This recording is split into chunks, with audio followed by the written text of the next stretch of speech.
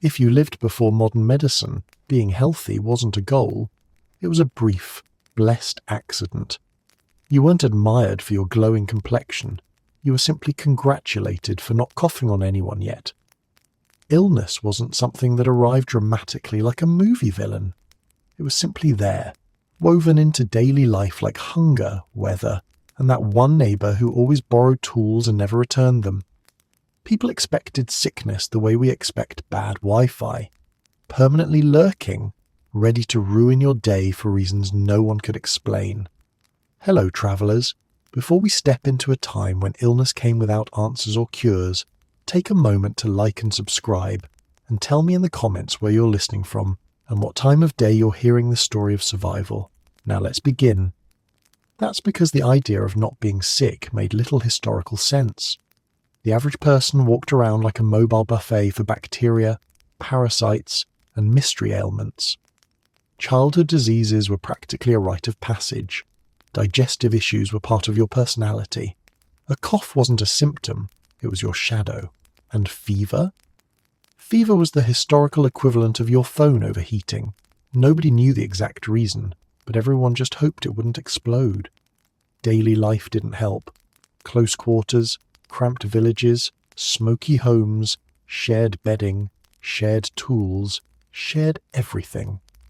There were no personal spaces. Germs lived rent-free, and they didn't even bother doing chores. People simply accepted that the world was full of unseen forces constantly trying to make them miserable. Not because they were pessimists, but because optimism was statistically unjustified. Imagine waking up each day thinking, maybe today I won't accidentally inhale something fatal. Now imagine that every day of your life. Work, of course, made things worse. Farmers inhaled mold and dust. City dwellers inhaled whatever their cities produced. Smoke, fumes, and a suspicious air quality best described as pre-apocalyptic. If you were lucky enough to have a job that didn't involve heavy physical labour, congratulations. You were probably sitting inside a poorly ventilated building full of sick people. Anyone coughing within a 10-foot radius had a good chance of sending you into your next medical adventure. Nutrition wasn't much help either. Most people didn't eat balanced meals, mostly because nobody could agree on what balanced meant, and food availability made the decision for them anyway. Diets were seasonal, unpredictable, and almost certainly lacking something important. Vitamin deficiencies weren't conditions, they were simply part of your character arc. Feeling weak? That was normal. Feeling tired? That was a lifestyle. Feeling like a ghost might carry you away? Well, that was Tuesday. And let's not forget parasites.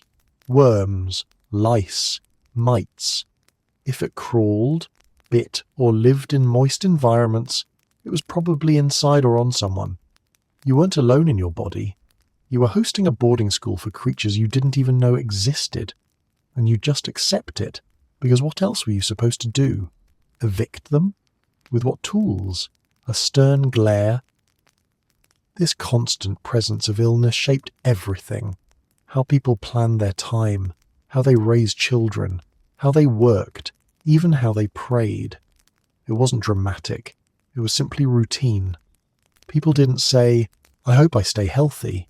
They said, I hope it doesn't get worse, which tells you everything about historical expectations. Life was one long negotiation with symptoms. Sore throats came and went. Joint pain came and stayed. Some illnesses were temporary, others unpacked and made themselves comfortable for life. Even emotional responses to sickness were different.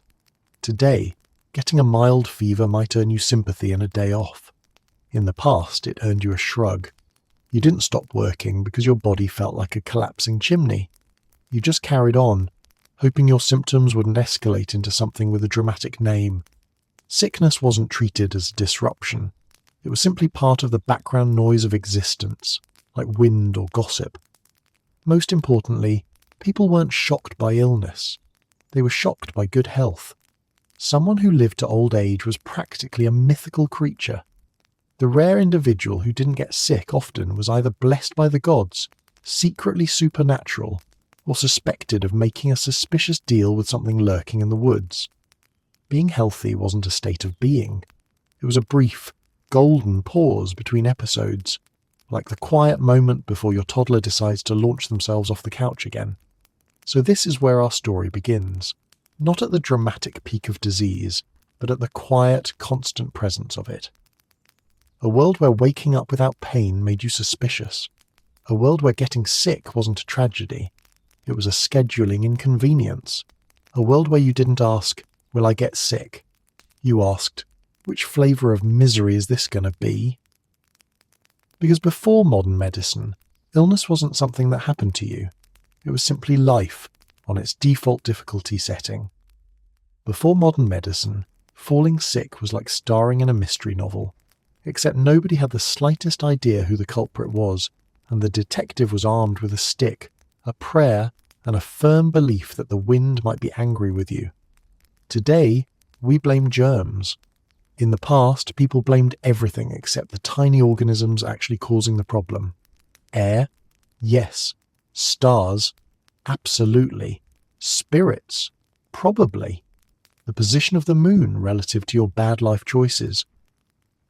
A strong contender, but bacteria never even crossed their minds. Imagine living in a world where you could wake up sneezing and genuinely wonder if your neighbour's envy had somehow drifted into your bloodstream.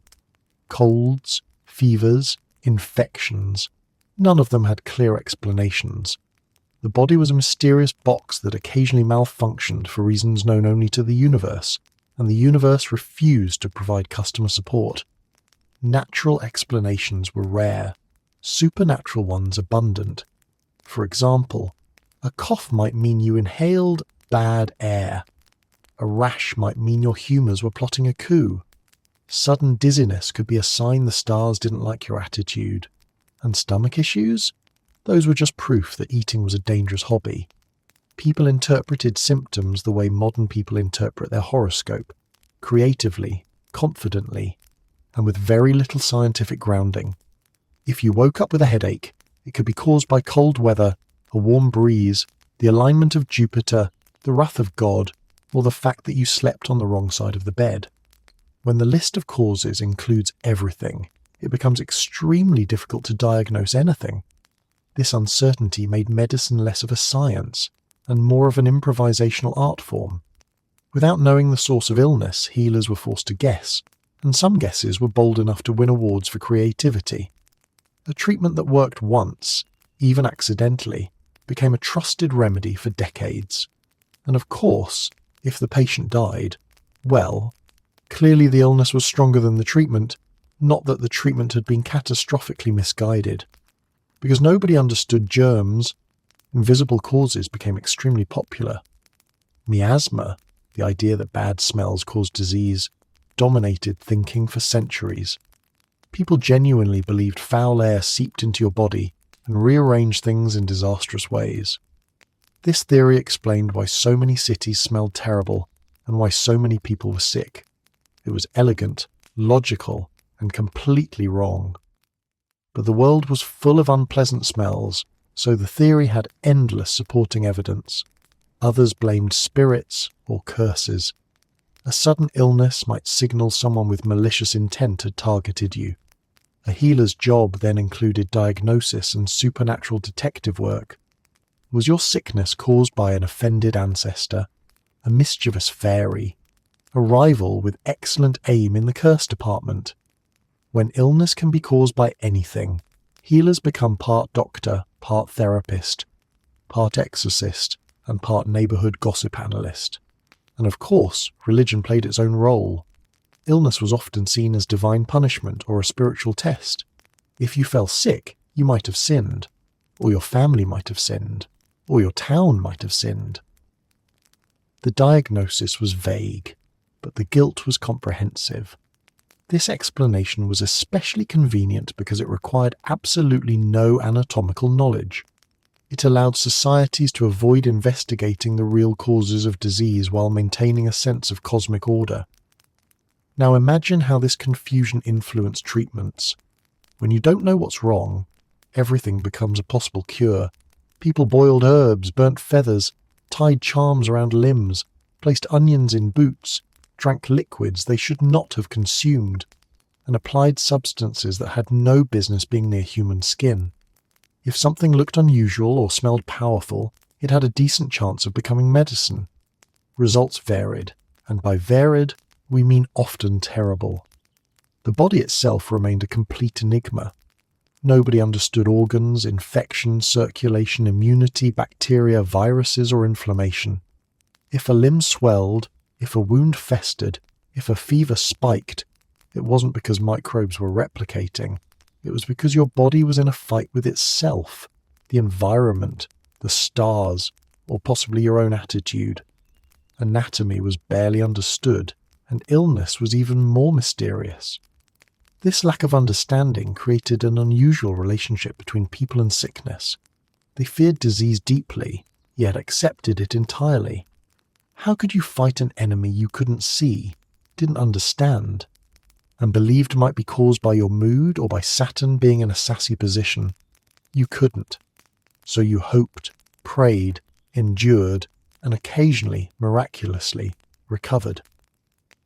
For most of history, diagnosing illness was a combination of observation, intuition, wishful thinking, and whatever explanation currently dominated academic or spiritual circles.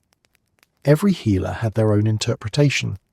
One might say your fever came from overheated blood. Another might blame a cold wind sneaking into your bones. Yet another might insist you slept under the influence of a vengeful star. And all three would sound equally convincing because nobody had the tools to prove anything wrong. This chapter of history is defined not by the cruelty of disease, but by the sheer confusion surrounding it.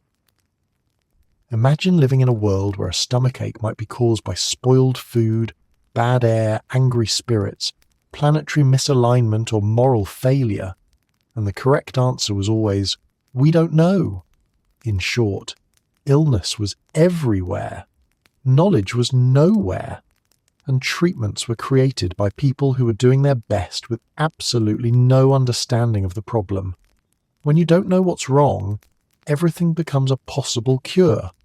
And in a world without knowledge, imagination was the most dangerous medical tool of all.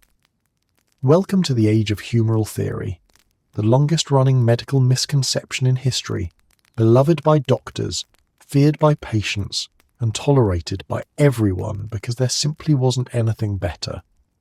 If the previous part taught us that nobody knew what caused illness, this one introduces the attempt to explain it. An elegant, poetic, wildly incorrect system built on the idea that your body was basically a leaky cauldron filled with 4 emotional liquids. These liquids, blood, phlegm, yellow bile, and black bile, were believed to govern everything about you. Your health, your personality, your moods, your appetite, your sleep, your temper. They were all supposedly determined by the sloshy balance of these mysterious internal juices. If your body were a modern machine, humoral theory would be the equivalent of claiming your car runs on joy, disappointment, sweat, and whatever fluid comes out when your engine cries. The premise was simple. Blood made you lively, cheerful, energetic. Phlegm made you calm, slow, and maybe a bit too chill. Yellow bile made you fiery, irritable. I need to speak to the manager, intense. Black bile made you melancholic, moody, and poetic in a concerning way. Everyone supposedly had all 4, but sickness happened when one got greedy and took over the party. Too much blood, fever, too much phlegm, congestion, too much yellow bile, vomiting and rage, too much black bile, sadness and an urgent need to write dramatic poetry at 3 a.m. And because this framework sounded beautifully organized, doctors embraced it with enthusiasm for more than 1,000 years.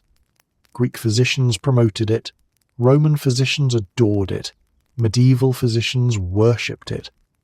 By the Renaissance, the 4 humours weren't just medical theory. They were cultural fact. Your temperament, your style of talking, even your fashion choices could be explained by your humoral imbalance. People walked around trying to manage their humours the way modern people try to manage their credit score, with deep confusion and questionable strategies.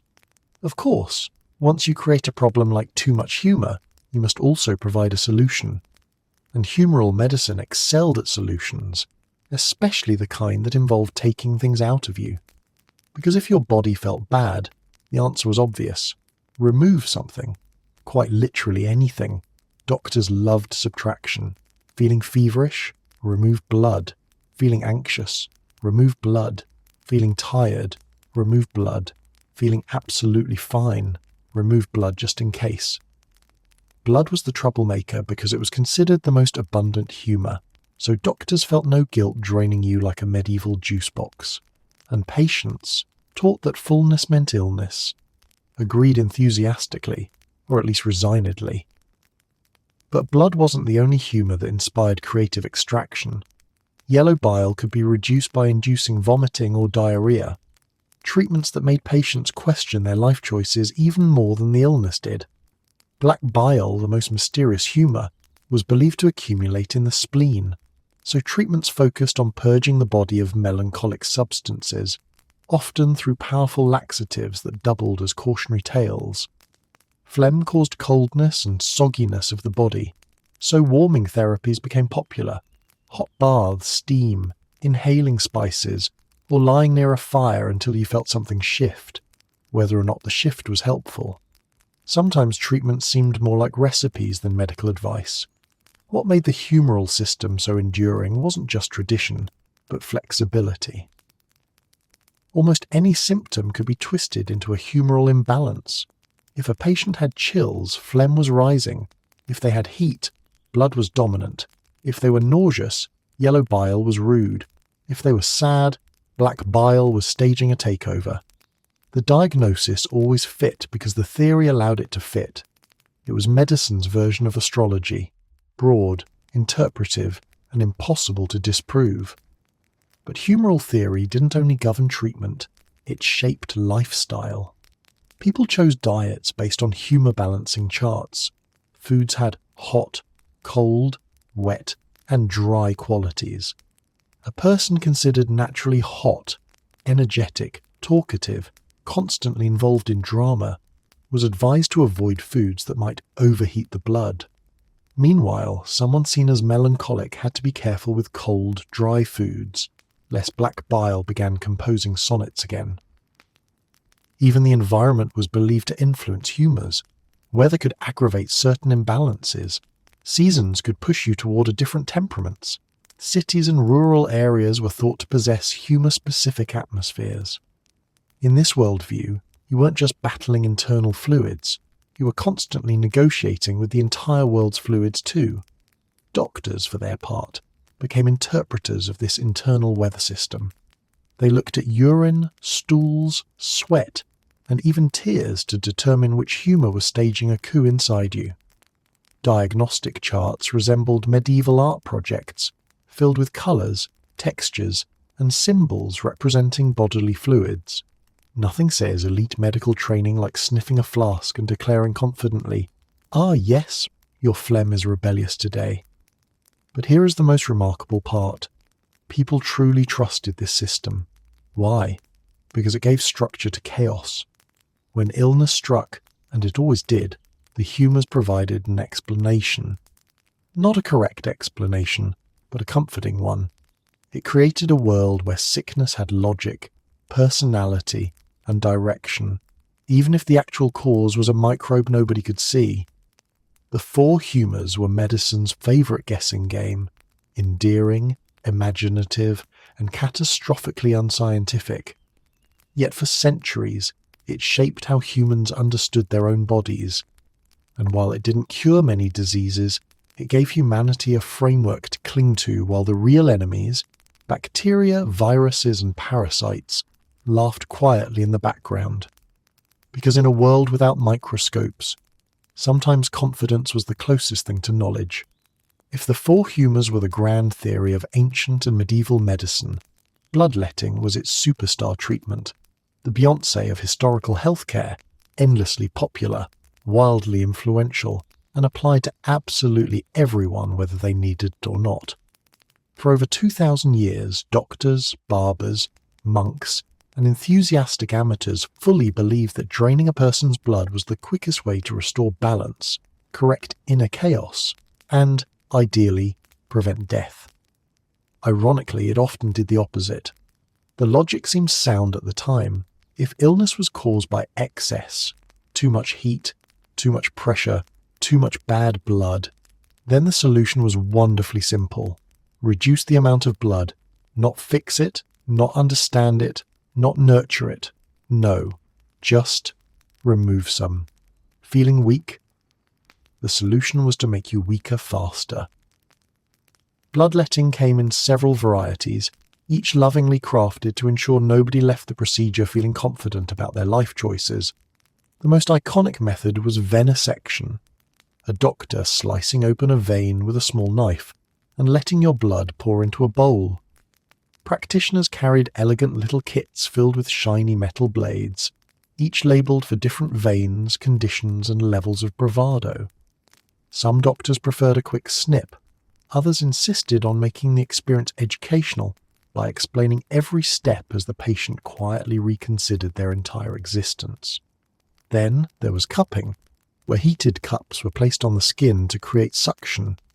This caused blood to rise to the surface, so the skin could then be sliced to release it. Imagine combining a vacuum cleaner with a paper cut, and you have a sense of the procedure's charm. The red circles left behind made patients look like they'd lost a wrestling match with an octopus. And of course, we can't forget the humble leech, the unsung intern of the medical world. Leeches were applied to delicate areas where knives were deemed too risky, such as around the eyelids, inside the nose, or on places we'll politely refuse to describe in detail.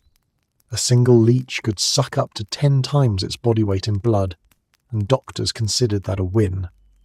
Leeches were not only convenient but reusable, rinsed off, stored in jars, and occasionally starved to increase enthusiasm for their next assignment. They were the closest thing medicine had to a reliable tool.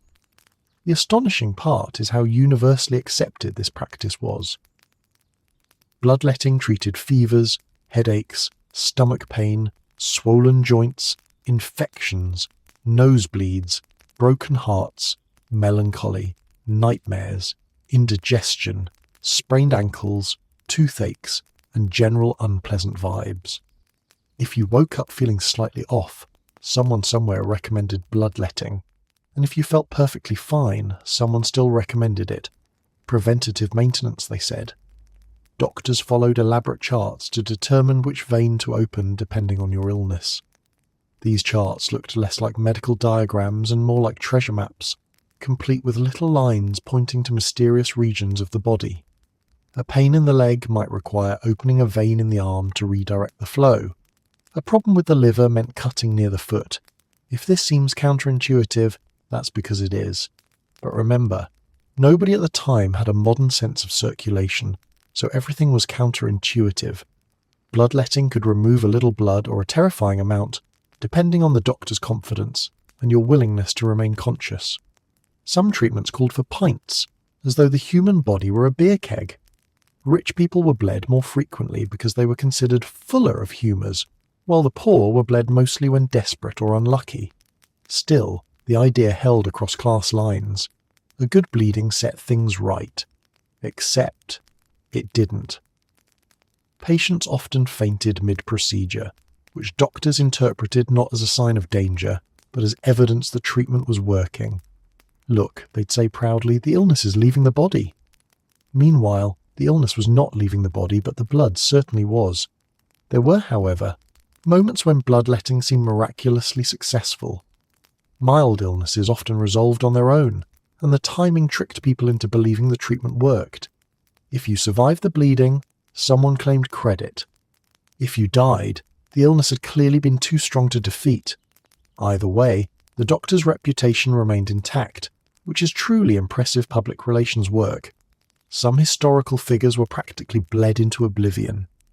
George Washington, for instance, was given multiple aggressive bloodlettings during his final illness, so much that modern historians believe the treatment sped up, if not caused, his death. Yet at the time, the practice was considered expert care. It's important to understand why people trusted it so deeply. Bloodletting felt like action. Something was being done. In a world where disease was mysterious and medical tools were limited, a treatment that was visible, measurable, and dramatic gave patients a sense of control. It also gave doctors something to do besides shrug sympathetically. But perhaps the most telling detail is how long bloodletting lasted. Even after early scientists began questioning it, even after better treatments emerged, even after evidence showed it wasn't helping, bloodletting refused to die.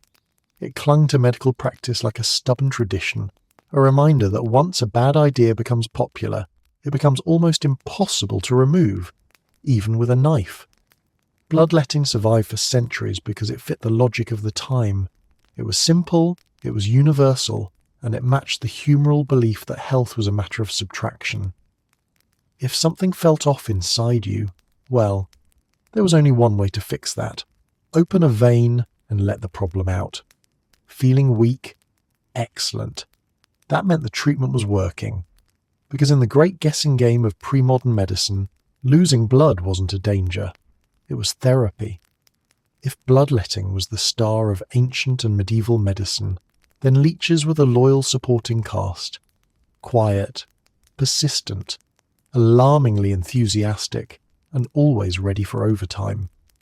These slippery creatures were the medical interns of their era, underpaid, overworked, and expected to fix every problem through sheer dedication.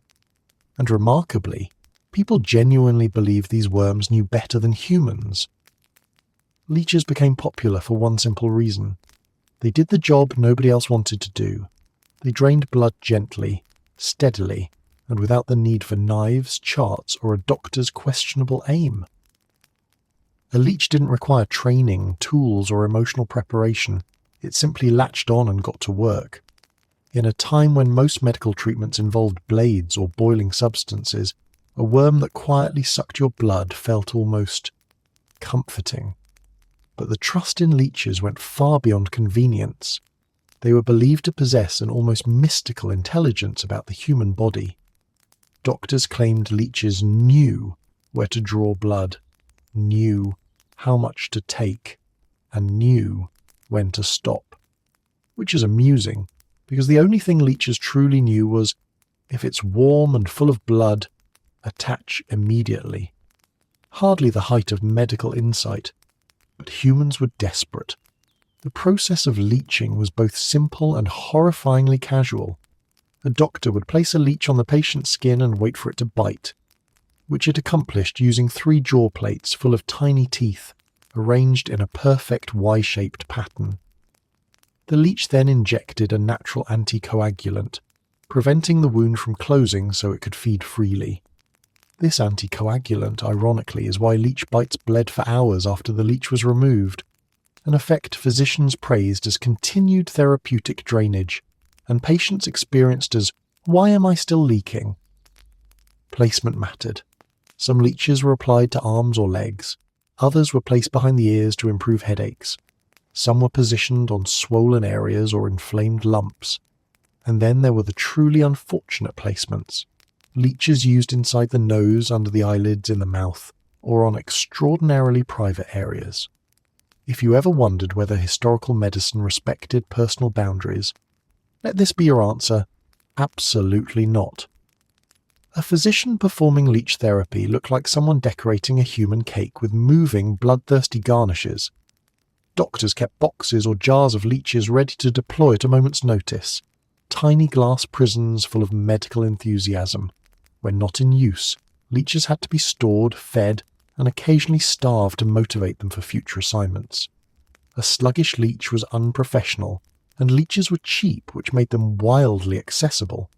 Wealthy hospitals and poor households alike used them. They became so culturally embedded that entire cottage industries formed around their collection. Young men, and sometimes children, waded into marshes, letting leeches cling to their legs so they could pull them off and sell them. This was, unsurprisingly, dangerous. Some collectors died from excessive blood loss, which is perhaps the most poetic possible consequence of harvesting leeches for medical use. The demand for leeches occasionally grew so high that natural populations were decimated. In the 19th century, Europe experienced what can only be described as a leech shortage crisis, which sounds like a parody, but was taken extremely seriously. Doctors panicked. Apothecaries stockpiled. Rivers were over-harvested. The medical world briefly grappled with the possibility that the most dependable member of the healthcare workforce might go extinct. Why did people trust leeches this much? Partly tradition, partly the humoral logic that removing blood was beneficial, and partly because leeches were predictable. Human doctors varied wildly in skill, cleanliness, and sobriety. Leeches, on the other hand, always delivered the same service: bite, suck, detach, drip. They didn't cure you, but they were very committed. And in a world where successful treatment was rare, consistency was intoxicating. There were even moments when leeches looked like miracle workers. In cases of bruising, swelling, or congested veins, removing a small amount of blood actually provided temporary relief. Doctors seized on these moments as proof of leech intelligence. "See," they'd say proudly, "the leech chose the perfect location." When in reality, the leech simply bit the warmest available spot because that's what leeches do. But the use of leeches wasn't just physical. It came with symbolism. People believed illness was caused by excess, by build-up, by stagnation. A leech was a living agent of removal. It embodied purification. It transformed invisible sickness into visible action. Patients often felt reassured seeing the creature swell with their blood, as if witnessing the illness physically leaving their bodies. Hope, even false hope, has always been a powerful medicine. Leeches were also easier to tolerate psychologically than knives. A blade was frightening. A worm was strange, yes, but less threatening. There's something inherently less traumatic about letting nature handle your treatment, unless that treatment wriggles across your skin and attaches itself to your face, in which case the trauma speaks for itself. Their popularity persisted shockingly long. Even as scientific advances emerged, leeches clung to medical practice like leeches. They appeared in hospitals, doctors' kits, battlefield medicine, and even royal treatments. France alone imported millions of leeches annually in the 1800s. Some practitioners used them so often that they were nicknamed leech doctors, a title that probably didn't inspire great confidence, but certainly reflected their enthusiasm. Leeches eventually fell out of mainstream use as modern medicine progressed, but their legacy lives on. In fact, they are still used today in some highly specialized surgeries to relieve venous congestion, proof that even the strangest relics of history can find a niche in the modern world. But in their heyday, leeches were more than tools. They were tiny, tireless co-workers in humanity's desperate battle against illness.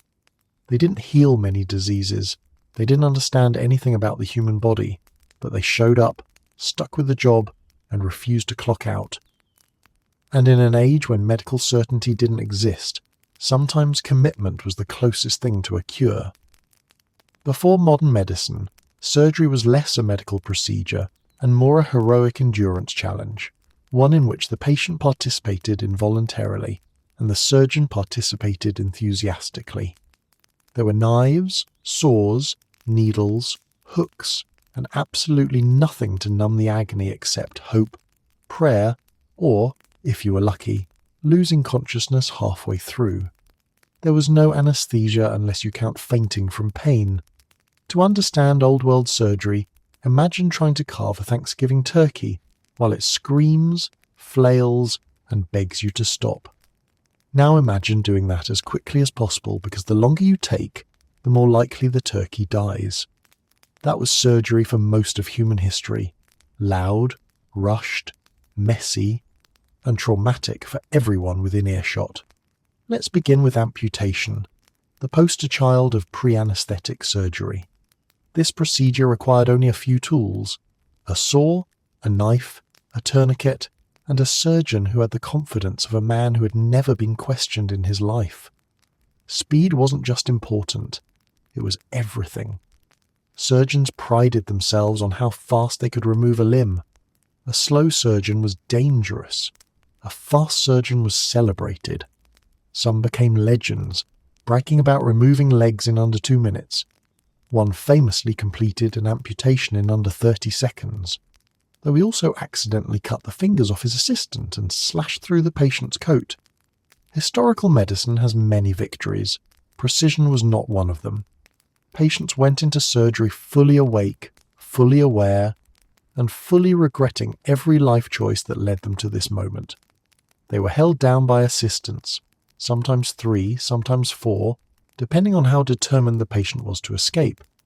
In many cases, the screaming began before the first incision, because anticipation alone was unbearable.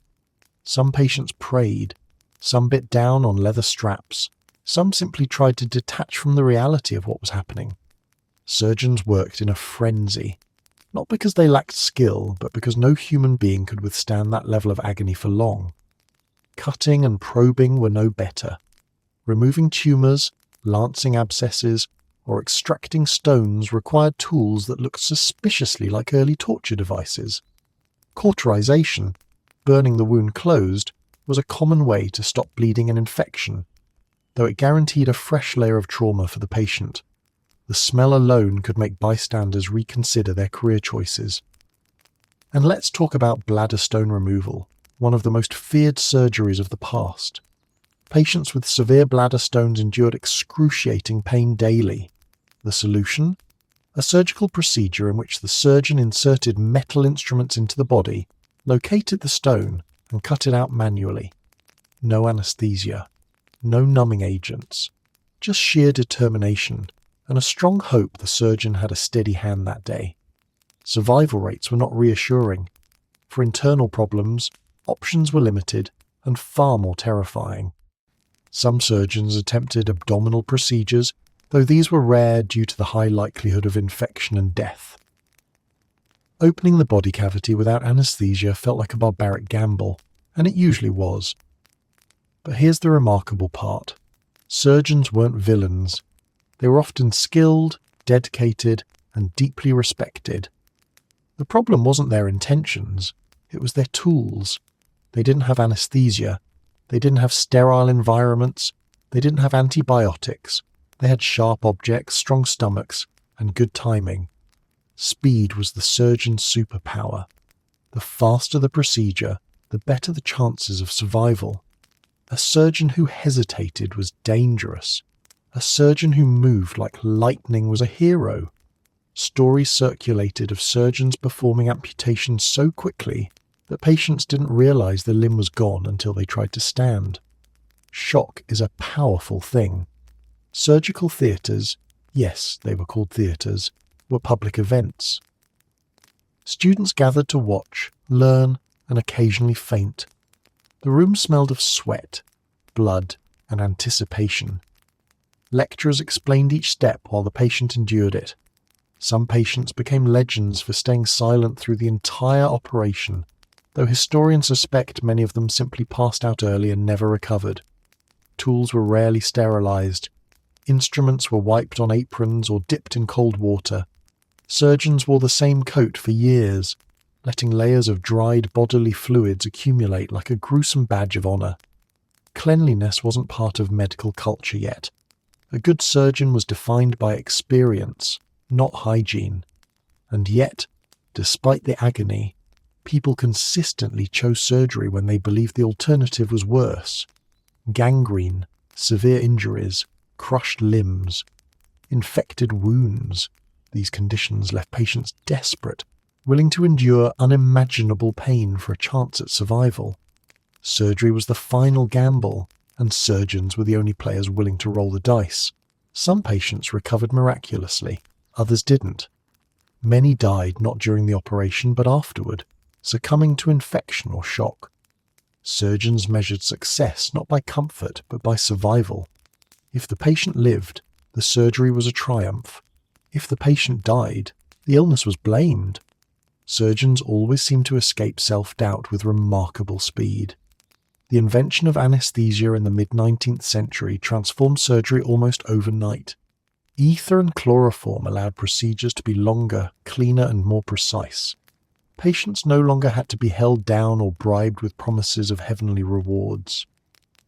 Surgeons could take their time, carefully, methodically, without racing against screams.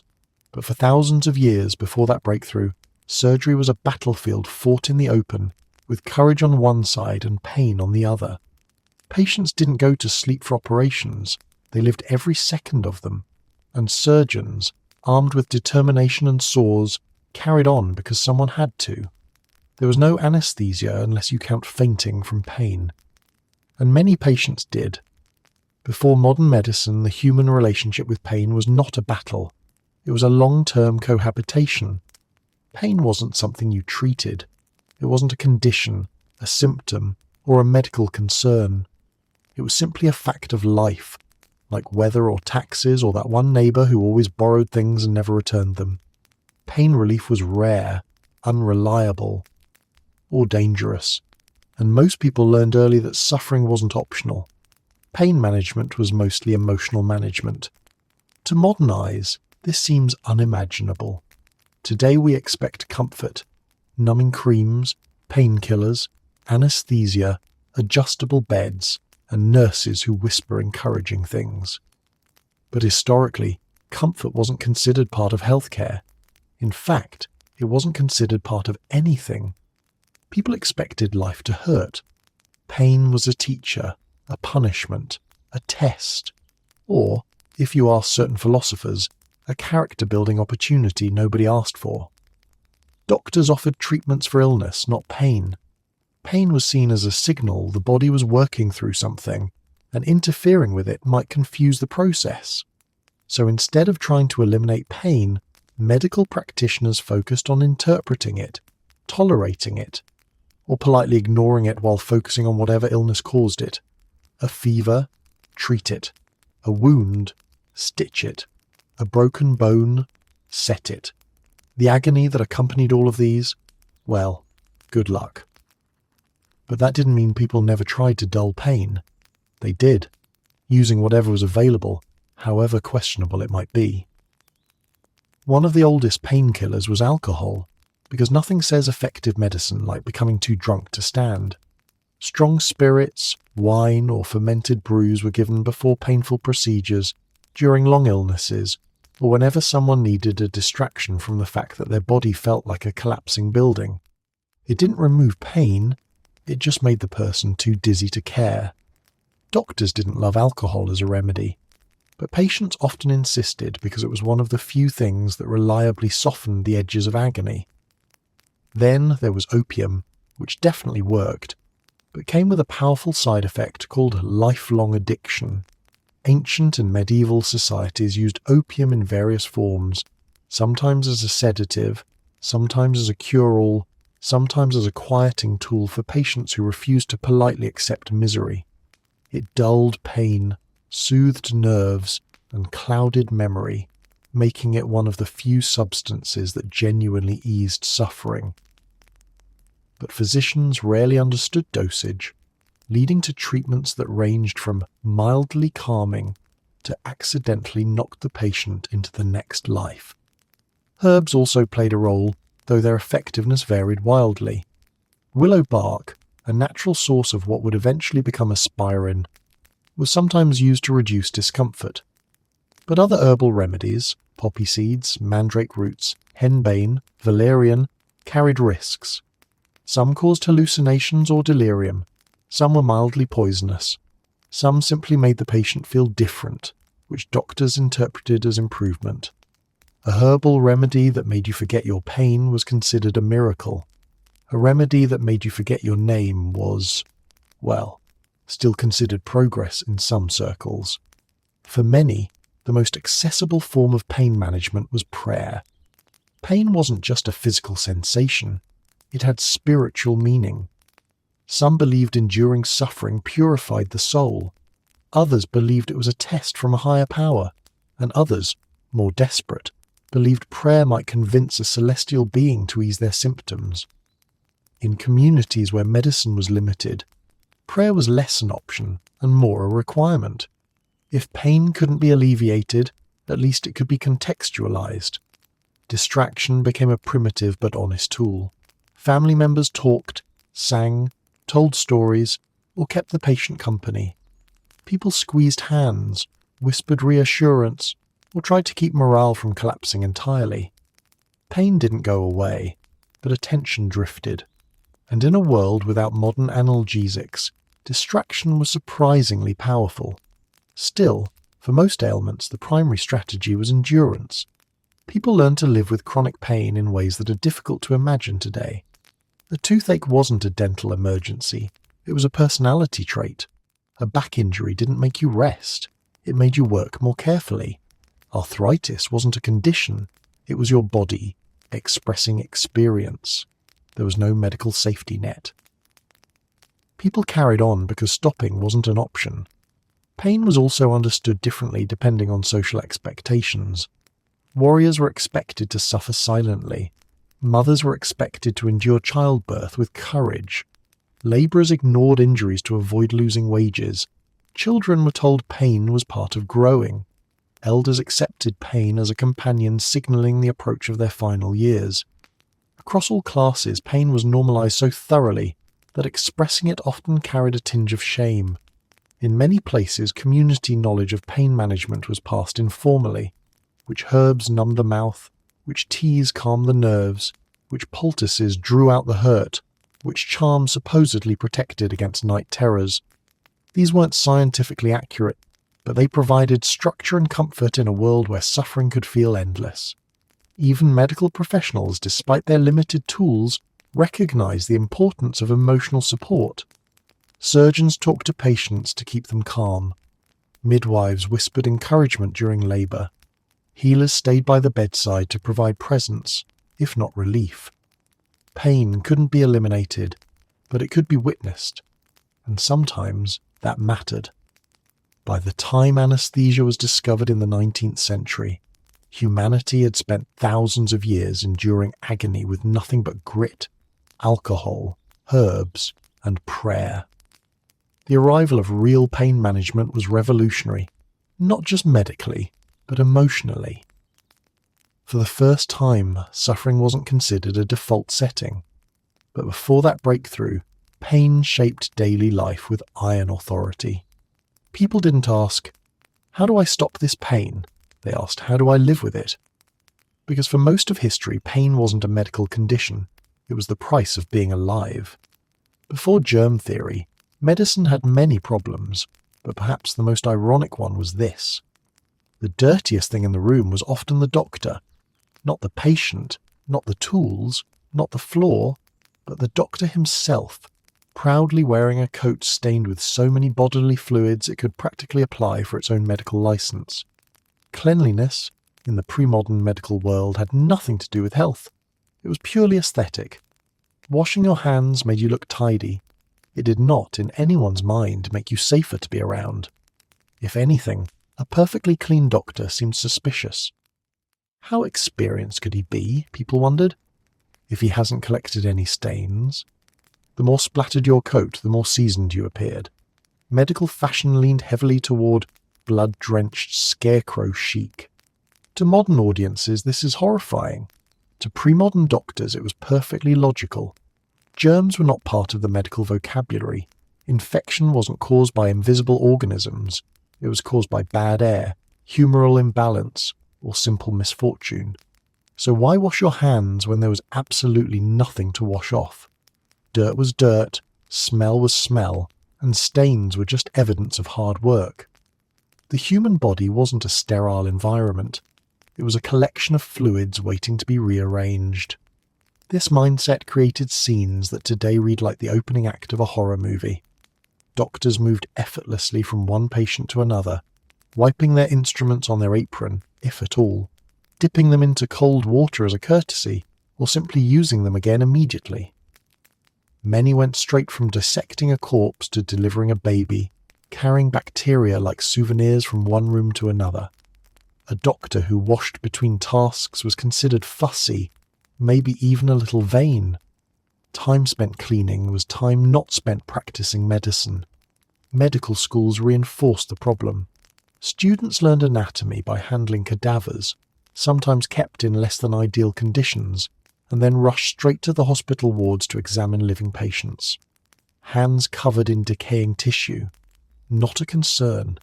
In fact, the lingering smell was proof of hands-on education. Surgeons bragged about their ability to operate through blood, mud, and whatever else happened to be present. Washing hands was optional, and if done at all, performed with water that had no hope of cleansing anything deeper than surface grit. But the crowning jewel of this disastrous hygiene philosophy was the infamous physician's coat. Unlike today's crisp white coats that get washed regularly, historical doctors wore long, dark frock coats that they almost never cleaned. These coats collected layers of blood, pus, sweat, and fluids from every patient the doctor had interacted with for months or even years. The more encrusted the coat, the more experienced the doctor looked. It became a badge of honour, proof that the wearer had seen things, terrible things, sticky things. Patients trusted this visual display of experience. A spotless doctor looked inexperienced, possibly incompetent, maybe even cursed with bad luck. A doctor whose coat looked like it had survived multiple natural disasters. That man had clearly been in the medical trenches. If only people had realised that the real danger wasn't illness, it was the coat. Nowhere was the problem more dramatic than in maternity wards. Childbirth was already a high-risk ordeal. Add in doctors who came straight from autopsies with unwashed hands, and the results were devastating. Entire wards of new mothers died from what we now know as puerperal fever, a bacterial infection easily prevented by basic hygiene. At the time, however, these deaths were attributed to miasma, moral failing, or mysterious atmospheric conditions. Meanwhile, the bacteria simply hitched a ride on the doctor's enthusiastic, unwashed fingers. One man, Ignaz Semmelweis, eventually figured out what was happening. In the 1840s, he noticed that maternity wards staffed by midwives had dramatically lower death rates than those staffed by doctors. The difference? Midwives weren't dissecting corpses in the morning. Semmelweis proposed washing hands with chlorinated water. The results were miraculous. And how did the medical community react? They were furious. Doctors accused him of insulting their dignity. They insisted that gentlemen's hands could not carry disease. Washing was unnecessary, they argued, and inconvenient. Semmelweis became an outcast for the crime of being correct too early. His ideas wouldn't gain traction until decades later, when Louis Pasteur and Joseph Lister provided the scientific proof the medical world needed to accept that invisible organisms existed and could wreak havoc. Only then did washing hands, sterilizing instruments, and cleaning hospitals become accepted practice. Before that, hygiene was a matter of personal preference, not professional responsibility. It's important to understand that most doctors weren't acting out of malice. They simply didn't know. They had inherited a medical tradition that placed intuition over evidence, confidence over caution, and stains over sterility. To them, washing hands was like polishing a hammer. You could do it, but why bother? Their patients unfortunately suffered the consequences. Infections that today would be prevented with a squirt of hand sanitizer spread rapidly and lethally. Minor wounds became major crises. Successful surgeries turned deadly days later. The greatest medical danger wasn't the illness. It was everything that touched the illness along the way. Modern readers may feel grateful for soap in a way they never expected. But historical physicians felt no such gratitude. Their coats hung heavy with proof of hard work. Their instruments carried the memories of past procedures. Their hands moved confidently from patient to patient, and almost nobody questioned it. Because for most of history, cleanliness wasn't medical. It was optional, like flossing or reading the terms and conditions. For most of history, a hospital wasn't a place you went to recover. It was a place you went when every other option had failed and you were preparing for the worst. Early hospitals were crowded, unsanitary, understaffed, noisy, chaotic, and spiritually comforting only if you believed strongly in the afterlife. Checking in didn't increase your chances, it just finalized them. To understand how grim these early institutions were, you must forget everything you associate with modern hospitals: private rooms, clean sheets, antiseptic smells, trained nurses, charts, medications, and the reassuring hum of machines. None of that existed. Instead, imagine a massive communal hall filled wall to wall with straw pallets, groaning patients, the smell of untreated infections, and a staff consisting mostly of overworked religious volunteers armed with good intentions and zero medical tools. The earliest hospitals weren't medical centres at all. They were charitable shelters. Monasteries, churches, and religious orders ran them not to cure people, but to care for the poor, the dying, and the spiritually troubled. Their purpose was mercy, not medicine. Healing was secondary to hospitality, prayer, and preparing patients for a peaceful death. Patients weren't separated by illness, condition, or even severity. A man with a broken leg lay beside a feverish child, who lay beside someone coughing blood, who lay beside someone with a festering wound. Contagion barriers did not exist. Diseases spread the way gossip spreads at a family wedding, quickly, dramatically, and with no respect for personal boundaries.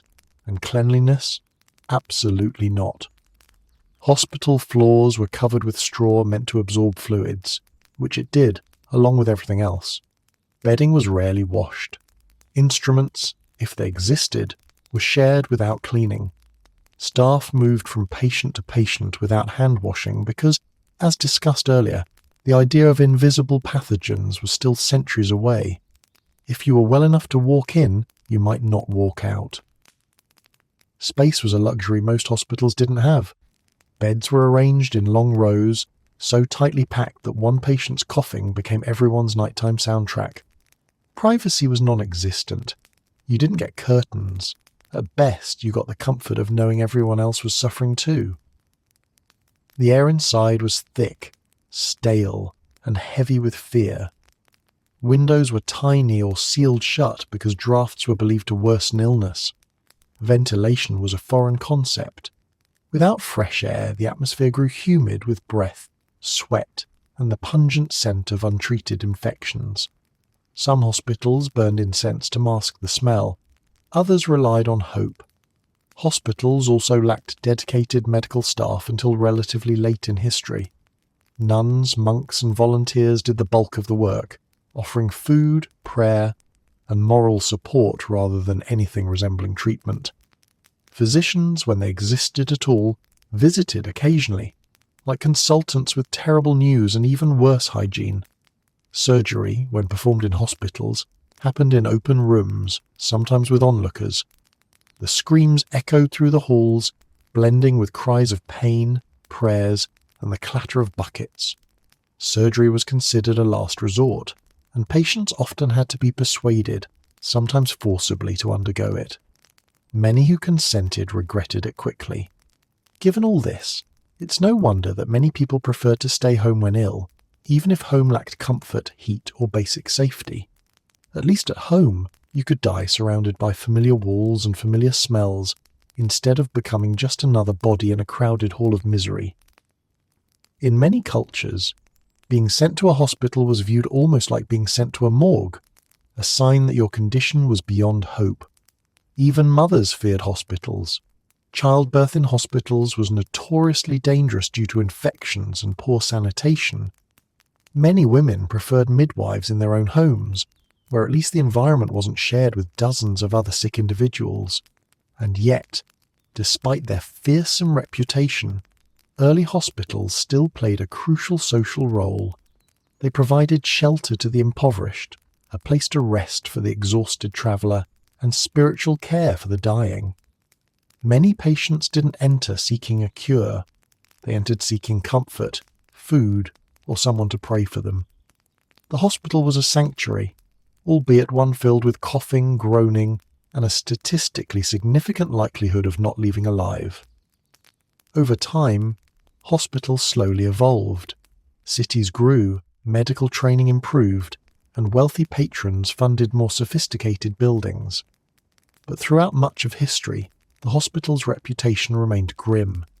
Even into the 18th and early 19th centuries, hospitals had mortality rates so high that entering one was compared to stepping into a battlefield unarmed. The transformation of hospitals into places of healing didn't happen until sanitation, germ theory, anesthesia, and professional nursing revolutionized medicine. When those breakthroughs finally arrived, hospitals changed from death traps into centers of recovery. But for centuries before that moment, a hospital stay was less a treatment and more a transition, a final stop in life's journey. Because in the old world, hospitals didn't save you, they simply recorded your final attendance. Before pharmacies, clinical trials, and medications with warning labels longer than their ingredients list, people relied on something far more unpredictable: home remedies. These were the earliest attempts at DIY healthcare, crafted from whatever was lying around the house, growing in the yard, or wandering through the barnyard. Some remedies were harmless, some were accidentally brilliant, many were absolutely catastrophic, and the guiding rule seemed to be, if it burned, smelled awful, or involved an animal, people trusted it. In a world without scientific understanding, healing became a kind of folk creativity. Most households had a healing section in the kitchen or garden, filled with herbs whose actual medicinal value ranged from mildly helpful to, "This will absolutely ruin your week." Plants like chamomile, peppermint, and garlic were applied because they sometimes worked. Plants like henbane, mandrake, and nightshade were applied because nobody had yet connected the dots between "this helps" and "this kills you slowly." Herbs were boiled, chewed, burned, powdered, applied as paste, or wrapped into poultices that often smelled like an argument between a swamp and a forest fire. The idea was simple. Illness was something that needed to be drawn out, pushed out, or burned out. So people applied mixtures to the skin that tingled, numbed, blistered, or dyed the area a concerning colour. All signs the remedy was doing something, even if that something was destroying healthy tissue. Poultices were especially popular. These were sticky compresses made from mashed herbs, mud, bread, crushed insects, or anything else with adhesive potential. They were slapped onto wounds, bruises, rashes, and mysterious lumps. Some poultices soothed inflammation, others introduced bacteria, attracted flies, or created new problems entirely. But the logic was always the same. If it sticks, it heals. Animal-based remedies were even more extreme. People used fat from geese, urine from cows, milk from goats, and dried powdered insects to treat everything from joint pain to infections. Spiders crushed into paste were applied to cuts. Worms were mashed with oil to soothe earaches. Ground-up mouse bones were sprinkled on sores. One remedy for a sore throat involved wearing a dead bird around your neck, because nothing says effective medicine like inventing your own wildlife necklace. Household chemicals also found their way into treatment. Vinegar, lye, sulphur, ash, and salt were applied with a confidence modern chemistry teachers would find alarming. Salt, for example, was rubbed into wounds because it purified, a process that both disinfected and guaranteed several minutes of intense, life-affirming regret. Vinegar was poured onto cuts. Ash was used to dry out infections. Lye, a caustic cleaning agent, appeared in some recipes because it was strong. In fairness, lye is strong. Too strong. Then there were smoke remedies, where people attempted to fumigate disease out of the body by inhaling smoke from burning herbs, animal dung, or resins. These treatments often led to coughing fits so violent they temporarily distracted from the original illness, a success by historical standards. And of course, some remedies crossed fully into magical thinking. Charms, amulets, whispered spells, and symbolic foods were used to influence illness by appealing to supernatural forces. A child with a fever might be given a piece of bread to bury in the yard, transferring the illness into the soil. A person with a rash might rub it with a coin to convince the sickness to move. Certain illnesses required sleeping with specific objects under the pillow. Herbs, stones, iron tools, or in particularly unlucky households, dead animals believed to draw out harmful forces. The remarkable part is that some of these remedies actually worked, though rarely for the reasons people believed. Honey had antibacterial properties, garlic helped with infections, willow bark reduced pain, mint soothed nausea. Even maggot therapy, yes, maggots, could clean dead tissue more effectively than some physicians. But these successes were accidental discoveries, scattered among hundreds of remedies that were useless, harmful, or best described as creative but alarming.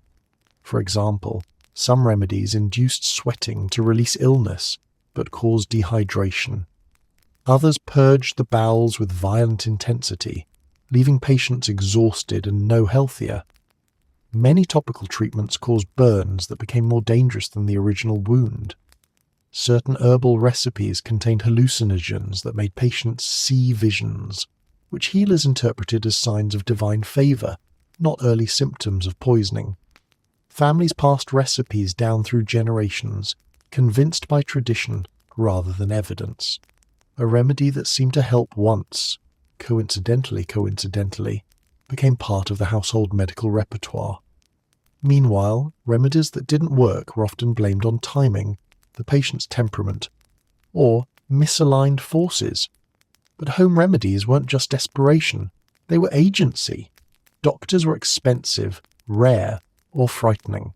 Hospitals were death traps. Surgery was a nightmare. For most families, healing had to begin at home, using whatever resources were available. Remedies offered comfort, familiarity, and a sense of control, even when the results were disastrous. And while many home cures were ineffective, they filled an emotional need. Illness made people feel helpless. Remedies, however bizarre, gave them a task, a hope, a ritual. Healing was as much psychological as physical. By the time modern medicine replaced these homegrown experiments with proven treatments, humanity had centuries' worth of medicinal creativity behind it. Some ideas became the foundation for future drugs. Others were quietly buried, never to be revisited except as cautionary tales. Because in the days before science, healing wasn't a discipline. It was an art form, one where the line between helpful and harmful was very, very thin. And if it burned, smelled awful, or involved an animal, people trusted it. Before modern medicine understood the body, people turned to the next most powerful authority they knew, the divine. Illness wasn't just a physical event. It was a message, a punishment, a test, or a cosmic reminder that human beings were always one bad decision away from spiritual consequences. Prayer didn't just accompany treatment, it often replaced it.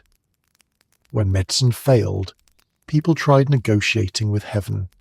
To understand this mindset, imagine living in a world where disease appeared suddenly, spread mysteriously, and killed unpredictably.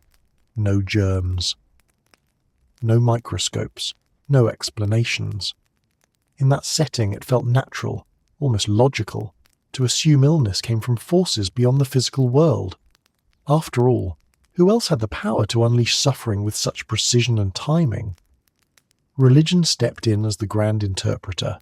If someone fell ill, the first question wasn't, what caused this?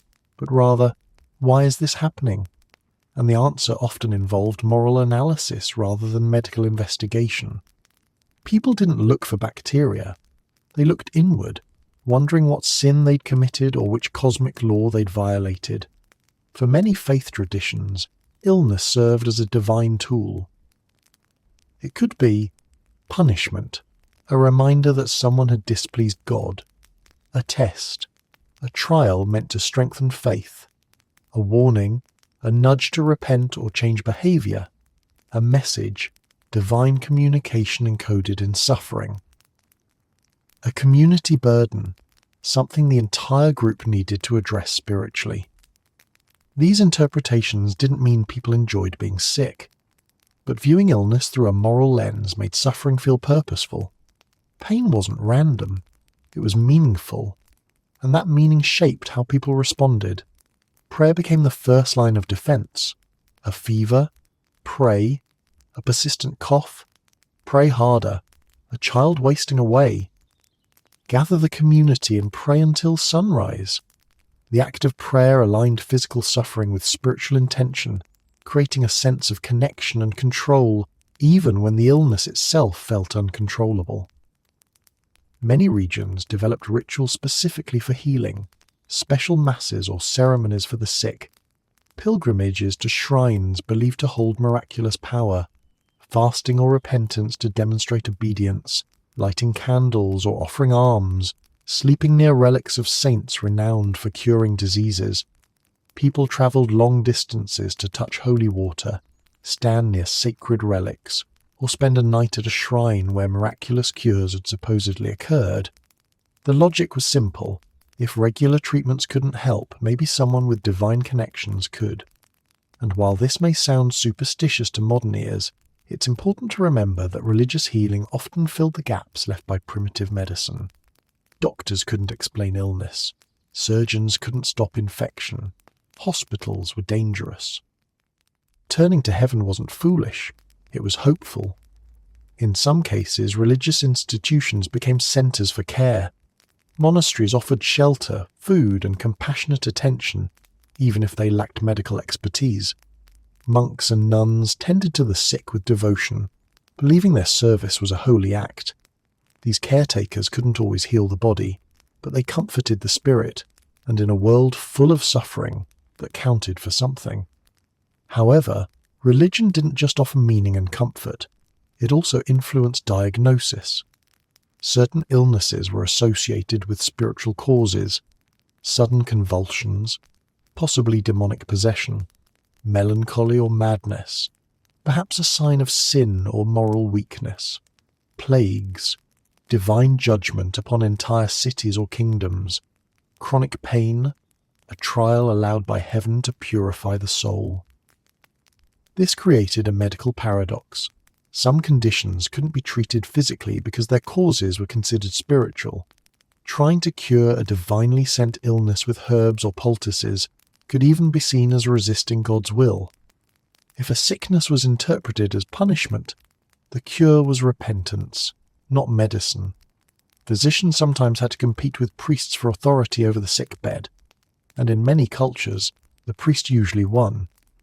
When people believed illness came from supernatural causes, healers incorporated spiritual strategies.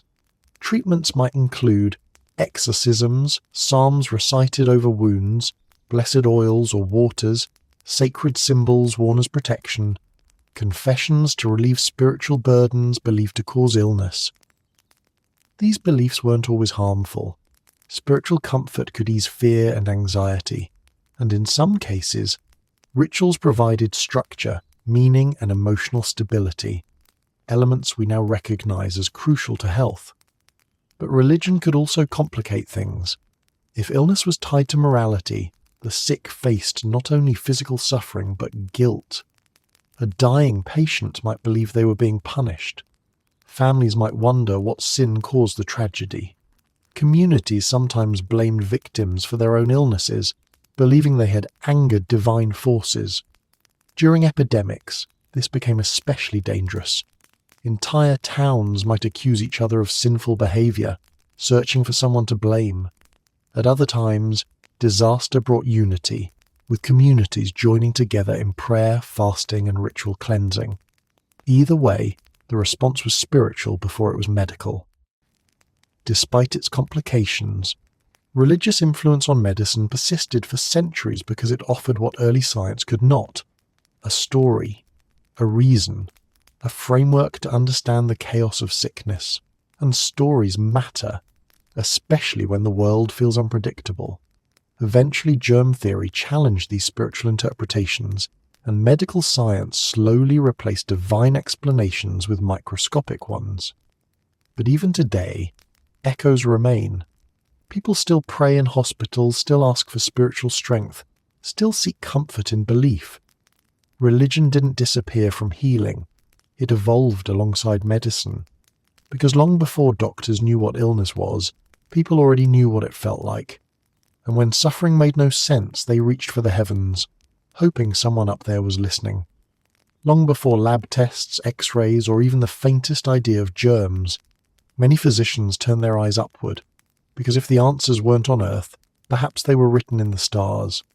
Astrological medicine became one of history's most creative attempts at healthcare, a system where planets influenced organs, zodiac signs governed body parts, and timing mattered more than accuracy. You didn't need a diagnosis, you needed Mercury to behave. To modern ears, this may sound whimsical or absurd, but for centuries astrology was considered a legitimate scientific discipline. Mathematics, astronomy, and medicine were tangled together like a celestial braid. If you were sick, physicians didn't just check your pulse. They checked the position of Saturn. They studied your symptoms, yes, but they also studied your birth chart, planetary alignments, and lunar phases to determine what was wrong and when treatment should begin. The idea behind astrological medicine was simple and elegantly confusing. The human body was a miniature reflection of the universe. Just as the heavens moved in predictable patterns, so did disease. Every planet radiated influence. Every zodiac sign ruled a specific part of the body, and every illness had a cosmic signature, like a medical horoscope gone wildly over budget. The associations were incredibly detailed. Aries ruled the head, which meant headaches were Aries being dramatic again. Taurus governed the throat. Gemini took charge of the lungs and arms. Cancer the chest. Leo the heart. Virgo the intestines. Libra the kidneys. Scorpio the reproductive organs. Sagittarius the thighs. Capricorn the bones. Aquarius the circulatory system. Pisces the feet, and sometimes vague emotional distress. If you had foot pain, Pisces was to blame. If your heart felt weak, Leo wasn't shining on you. If your digestion went wrong, Virgo was clearly offended. And if everything went wrong simultaneously, well, that probably meant Saturn was angry. Saturn was always angry. Doctors plotted star charts before performing procedures. If Mars was in the wrong house, cutting into the body was forbidden. If the moon was waning, treatments involving fluids were discouraged. Bloodletting, already questionable even on a good day, was scheduled with lunar precision because the moon controlled the tides, and therefore, according to the logic of the time, the body's internal tides as well. It didn't matter how urgent your condition was. What mattered was whether Jupiter approved of your appointment time. Astrology influenced not just diagnosis but the when of healing. Remedies were believed to be more effective when applied under the right star. Patients were sometimes told to wait days or weeks to receive treatment, simply because the planets needed time to reposition themselves favourably.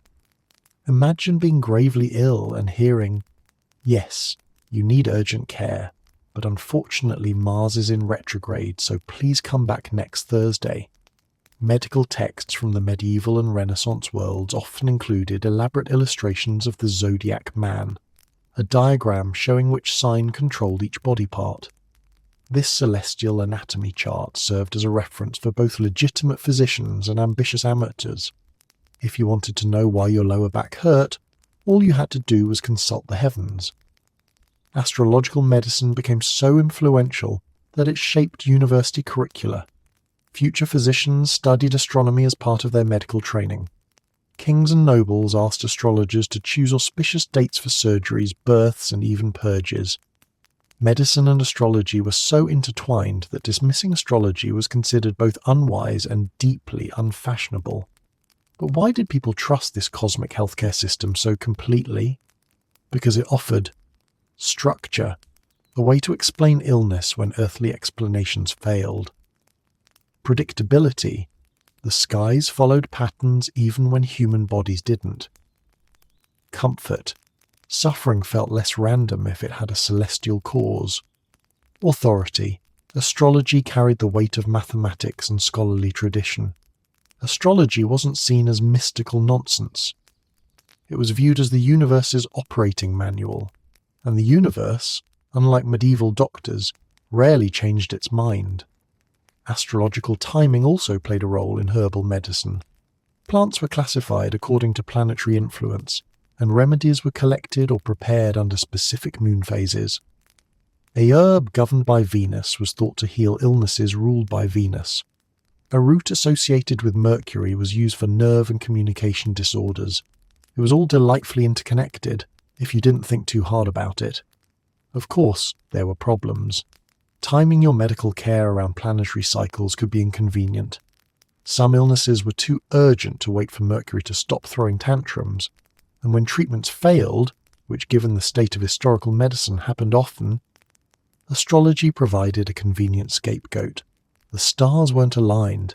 It wasn't the remedy that failed, it was the cosmos that refused to cooperate.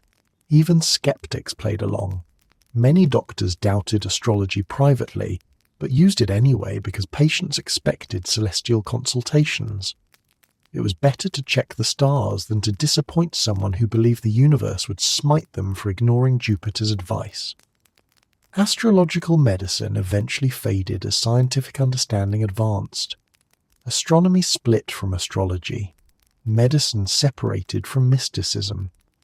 When germ theory emerged, it became increasingly difficult to blame Saturn for infections clearly caused by bacteria. The sky lost its medical authority, and the planets were finally allowed to retire from diagnosing foot fungus. But for centuries, the stars were the silent partners of physicians, guiding treatments with a cosmic touch. Illness wasn't just a physical misfortune, it was celestial turbulence rippling through the human body. Because in a world without microscopes, you didn't look inside the body for answers, you looked up, and if your treatment failed, you could always say Mercury wasn't behaving. Before modern psychology, the mind was not seen as a delicate system of chemistry, memory and electrical signals. It was seen as a battleground, one where morality, sin, supernatural forces and personal weakness collided. Depression, anxiety, hallucinations, mania, none of these were understood as medical conditions. They were warnings, punishments, or evidence that something was wrong with your soul, not your brain. If your brain hurt, the solution was punishment. Mental illness terrified people because it had no physical wound to point to, no fever to measure, no rash to analyze. It was invisible, unpredictable, and deeply misunderstood. Without any concept of neurology, people created explanations using the tools they did have: religion, superstition, fear, and social norms. Depression, for example, wasn't recognized as a chemical imbalance. It was interpreted as laziness, melancholy, spiritual weakness, or a failure to appreciate life's blessings. Someone who couldn't get out of bed wasn't struggling internally. They were giving into sadness or encouraging dark thoughts. Treatment often involved forced labor, tough love, or aggressive encouragement from community members who believed they were being helpful. Anxiety wasn't seen as a disorder. It was described as cowardice or fragility. Someone who panicked easily was told to strengthen their resolve. Someone who avoided crowds was chastised for antisocial behavior. Someone with chronic worry was accused of lacking faith. Anxiety was treated as a personal flaw, not a biological response. Psychosis, hallucinations, or delusions generated the most fear. Without an understanding of neurological disorders, people explain these conditions using supernatural frameworks. Hearing voices meant demonic influence. Seeing visions meant possession, or, in some rare cases, divine blessing, depending on the content of the visions and the political needs of the community. If the voices were frightening, it was the devil. If the voices were convenient, it was a miracle. This ambiguity led to dramatically different outcomes. A person's hallucination might lead them to sainthood one century and execution the next.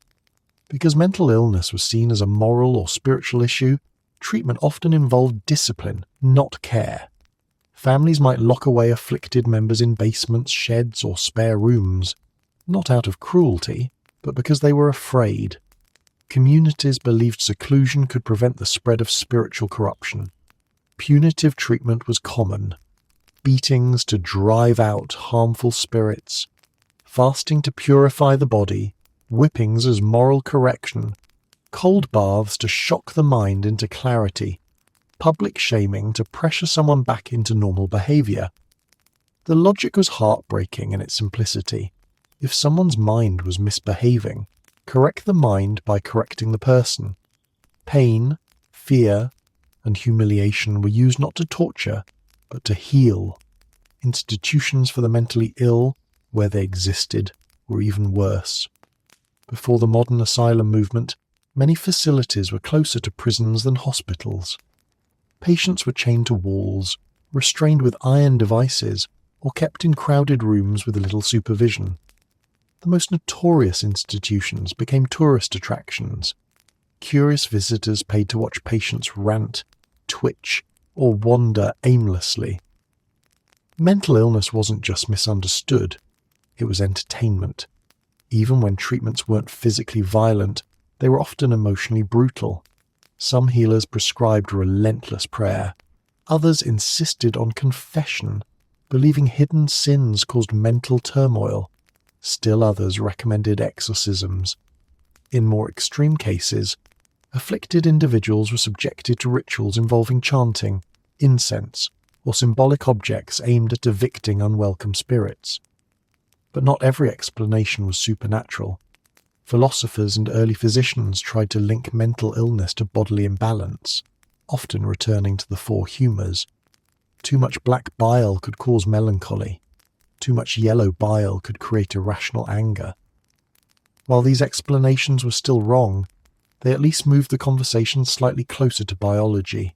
Some doctors prescribed gentle treatments, fresh air, rest, music, or calming herbs. Unfortunately, these approaches were overshadowed by more aggressive methods favoured by society. Gender played a significant role as well. Women experiencing mental illness were frequently labelled hysterical, a catch-all diagnosis that blamed the uterus for everything from anxiety to grief. Treatments ranged from enforced bed rest to more invasive interventions, all based on the belief that women were naturally more fragile or unstable. Men, meanwhile, were told to toughen up and suppress their distress, reinforcing damaging ideas about masculinity. In communities where illness was interpreted through a religious lens, individuals with mental disorders were sometimes seen as spiritually chosen, but far more often seen as spiritually dangerous. The line between prophet and heretic was razor thin. A person whose visions aligned with accepted beliefs could be celebrated. Someone whose visions diverged or frightened others risked severe punishment. And yet, within this bleak landscape, moments of compassion existed. Some families cared deeply for afflicted members, offering patience and understanding, even without tools to help them. Some religious communities offered sanctuary instead of punishment. Some healers recognized that gentleness soothed the distressed far more effectively than force. Human kindness persisted even when knowledge did not.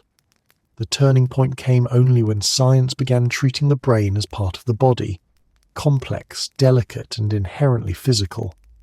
But for the centuries before that shift, mental illness lived in the shadows of misunderstanding. Because without biology, mental suffering became a moral verdict, and if your brain hurt, the solution was punishment. Before modern medicine, childhood was not a guaranteed stage of life. It was a trial period, fragile and uncertain, where illness hovered constantly and survival depended on chance as much as care. High infant and child mortality shaped families, communities, medicine, and even emotional expectations. Childhood sickness wasn't shocking, it was expected. Hope was cautious, because history had taught parents not to trust it. To modern readers, childhood is often imagined as a protected age.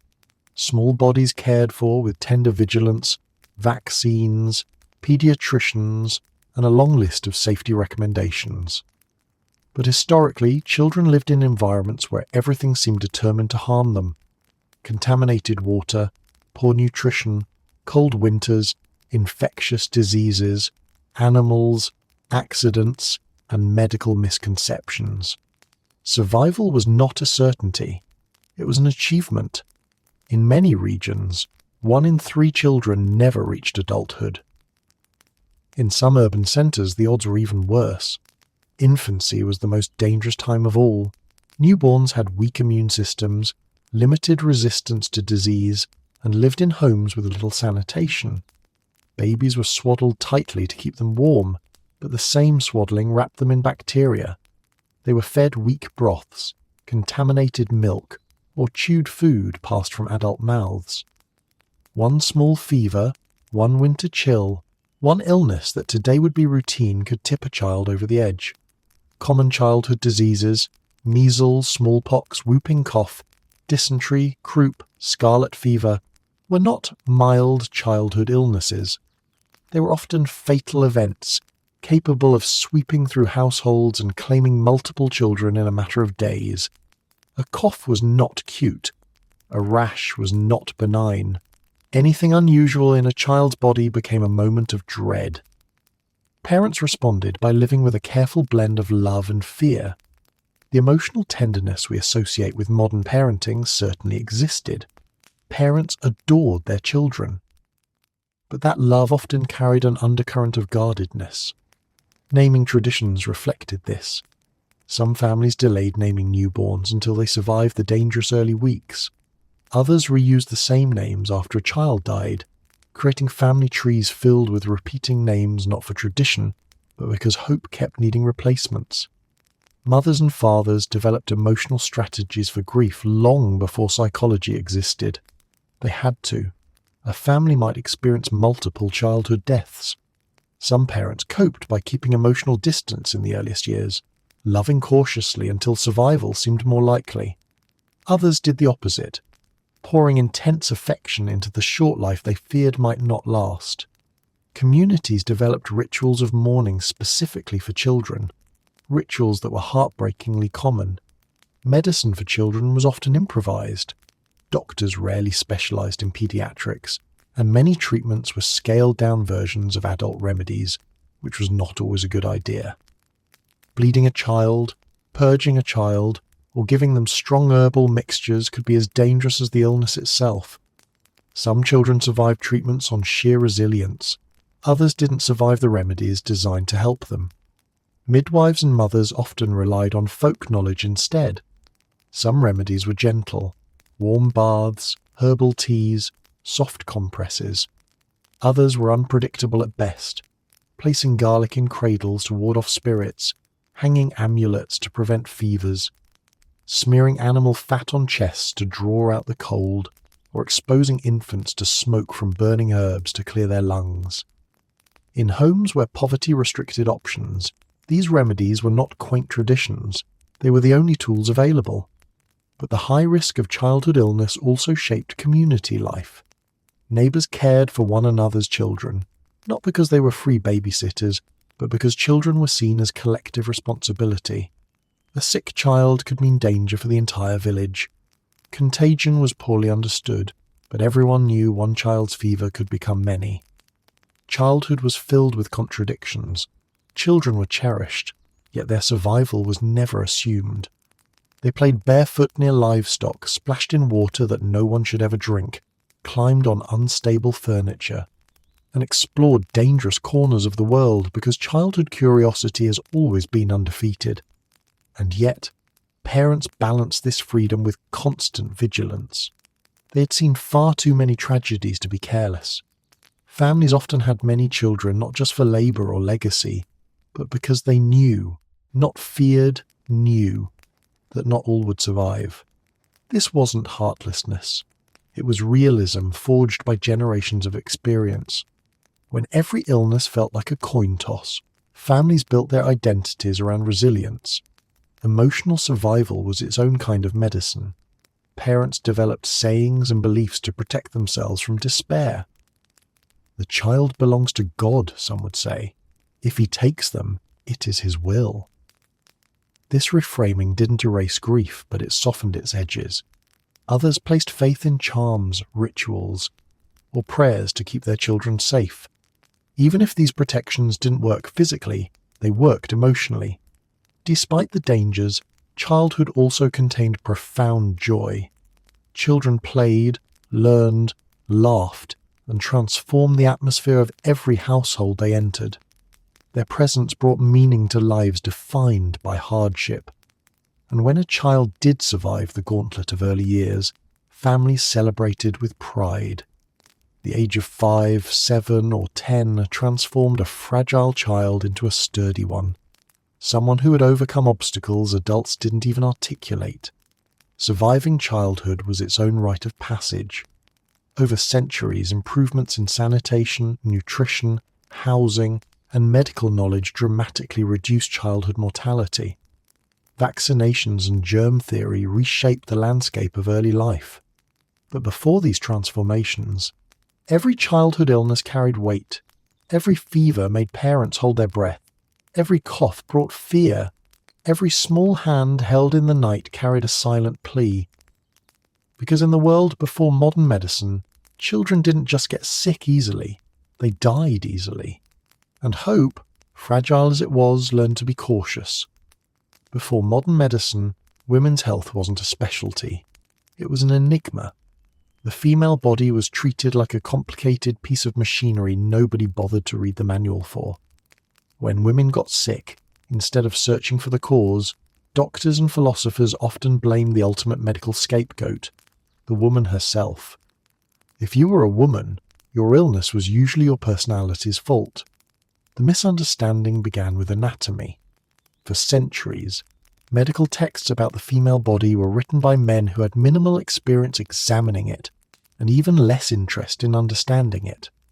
Women's organs were described as mysterious, temperamental, or simply flawed versions of male organs, incomplete, or inverted, depending on the philosopher's mood that day. Men were the standard model, women were the deluxe mystery edition. Because of this distorted foundation, nearly every aspect of women's health was misinterpreted. Take menstruation, for example. Instead of being seen as a normal physiological cycle, it was treated as a malfunction, a purging of impure blood, or a sign that a woman needed to bear children immediately before her unused reproductive system caused trouble. Menstruation was linked to behaviors ranging from sadness to anger to witchcraft. Women were warned not to cook during their periods, lest their contaminated energy spoil the food. Menstrual blood was believed to wilt crops, rust metal, sour wine, or kill bees. The list of accusations was impressively imaginative. Pregnancy, meanwhile, was considered both ordinary and fraught with cosmic danger. Medical texts were full of contradictory advice about what pregnant women should eat, wear, think about, look at, or dream of. Some believed that viewing unpleasant sights could deform the baby. Others believed babies inherited personality traits from whatever emotion the mother felt most intensely. If a child misbehaved, people sometimes blamed the mother for having experienced fear, lust, anger, or excessive imagination during pregnancy. This was convenient, because it meant mothers could be held responsible for absolutely everything. Then there was childbirth, one of the most dangerous experiences a woman could face. Without proper sanitation, knowledge of infection or surgical tools, birth was a monumental gamble. Midwives did their best with experience rather than science. Male doctors rarely attended births in earlier centuries, and when they finally did, they often made conditions worse by introducing infection or attempting interventions they didn't fully understand. And through it all, women were told that the pain of childbirth was natural, expected, and spiritually meaningful. A polite way of saying, yes, this is awful, but theology says you must endure it. But the crown jewel of misogynistic medical misunderstanding was hysteria, the all-purpose diagnosis for women who behaved in ways men found inconvenient. The term came from the Greek word hystera, meaning uterus, and the theory claimed that a woman's uterus could wander around inside her body like a restless house pet, pressing on organs and causing emotional chaos. Symptoms of hysteria included sadness, anger, anxiety, enthusiasm, boredom, ambition, lack of ambition, hunger, loss of appetite, headaches, and having opinions. In other words, being human. Hysteria became the medical trash bin into which nearly all female discomfort was thrown. If a woman felt overwhelmed, she was hysterical. If she fainted, hysteria. If she protested injustice, definitely hysteria. If she was simply tired of men, catastrophic hysteria. Women were pathologized for their emotions, their exhaustion, their trauma, and even their intelligence. Treatments for hysteria range from the humiliating to the bizarre. Forced bed rest, sometimes for months, isolation from friends and family, dietary restrictions, calming tonics with questionable ingredients, ice baths, electric cures, and, in some infamous cases, manual therapies performed by physicians who claimed it was purely medical. History politely clears its throat here. The underlying message was always the same. If a woman experienced distress, the problem wasn't her environment, workload, relationships, or health. It was her uterus misbehaving. This skewed understanding also affected how women were allowed to speak about their own bodies. Women who described their symptoms clearly were dismissed as dramatic. Women who minimized their symptoms were ignored. Women who asked too many questions risked gaining a hysterical reputation. Medical authority was overwhelmingly in male hands, and male physicians often treated female suffering as a psychological inconvenience rather than a physical reality. Even seemingly neutral medical ideas were tinged with harmful assumptions. Many doctors believed women were constitutionally weaker than men, not because of evidence, but because society expected women to occupy a quieter, more domestic role. Fatigue, depression, and chronic pain were framed as natural consequences of femininity instead of treatable conditions. Women weren't encouraged to rest. They were encouraged to endure. But perhaps the most damaging consequence of this ignorance was that women's serious medical conditions often went undiagnosed or untreated. Conditions like ovarian cysts, endometriosis, anemia, postpartum depression, hormonal disorders, and autoimmune diseases were not recognized as legitimate until much later. Women suffered silently because their pain was dismissed, minimized, spiritualized, or moralized. Yet within this bleak medical landscape, resilience flourished. Women shared remedies with each other when doctors failed them. They relied on midwives who understood childbirth better than any male physician. They formed networks of support to navigate pregnancies, recover from miscarriages, and mourn infant loss. They passed down generational knowledge that kept countless families alive when formal medicine fell short. The tragedy is not that women were weak, it's that their strength was tested relentlessly by a system that refused to take them seriously. Only with the rise of modern medical science, female practitioners, and evidence-based research did the tide begin to turn. The wandering uterus was retired. Hysteria vanished from diagnostic manuals. Women's pain was finally recognized as real. Understanding grew, not quickly, but steadily. But for centuries, women lived in a world where their bodies were mysteries, their pain was dismissed, and their illnesses were blamed on their personalities. Because in the old medical world, if you were a woman and your body hurt, the diagnosis was simple. It must be your fault. Before modern regulations, before licenses, before medical boards or ethical reviews, the world of healing was a wide-open marketplace, crowded, chaotic, and full of individuals whose medical qualifications range from sort of knows herbs to once watched someone else do surgery and feels confident now. Into this vacuum stepped the quack doctors, travelling healers, potion peddlers, and miracle cure merchants. Their cures rarely worked, but their confidence absolutely did. The less it worked, the louder it was advertised. If legitimate medicine was limited, confusing, and sometimes dangerous, quack medicine was unlimited, theatrical, and always dangerous, but wrapped in enough charm and showmanship to make people forget the risk. Quacks were the rock stars of historical healthcare.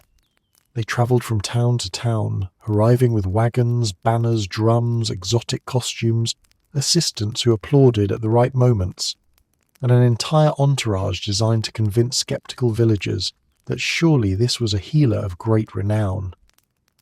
These healers leaned heavily into performance. They delivered long speeches about the wonders of their products, using dramatic gestures and booming voices. They claimed their potions could cure fevers, heal wounds, fix digestion, remove curses, restore youth, improve memory, and, depending on the salesman, strengthen marital enthusiasm. A single bottle, they insisted, could heal ailments you had, ailments you might have, and ailments you hadn't even invented yet. Their tools were equally theatrical.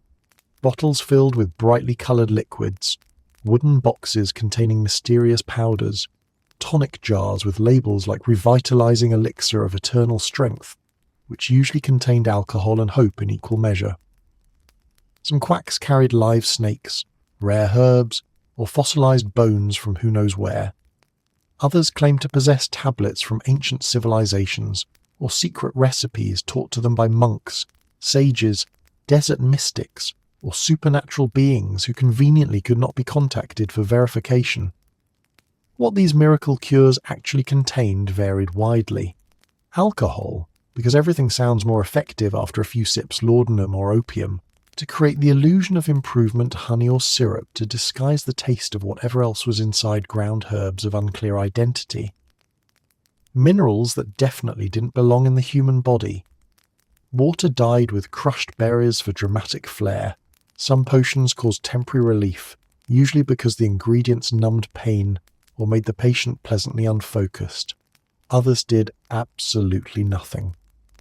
A few were outright toxic, but quacks had the golden rule of sales. If the treatment didn't work, blame the illness, the patient, the timing, or the evil spirits, never the remedy. One of their key strategies was leaving town quickly. Quacks rarely stayed long enough for customers to return with complaints.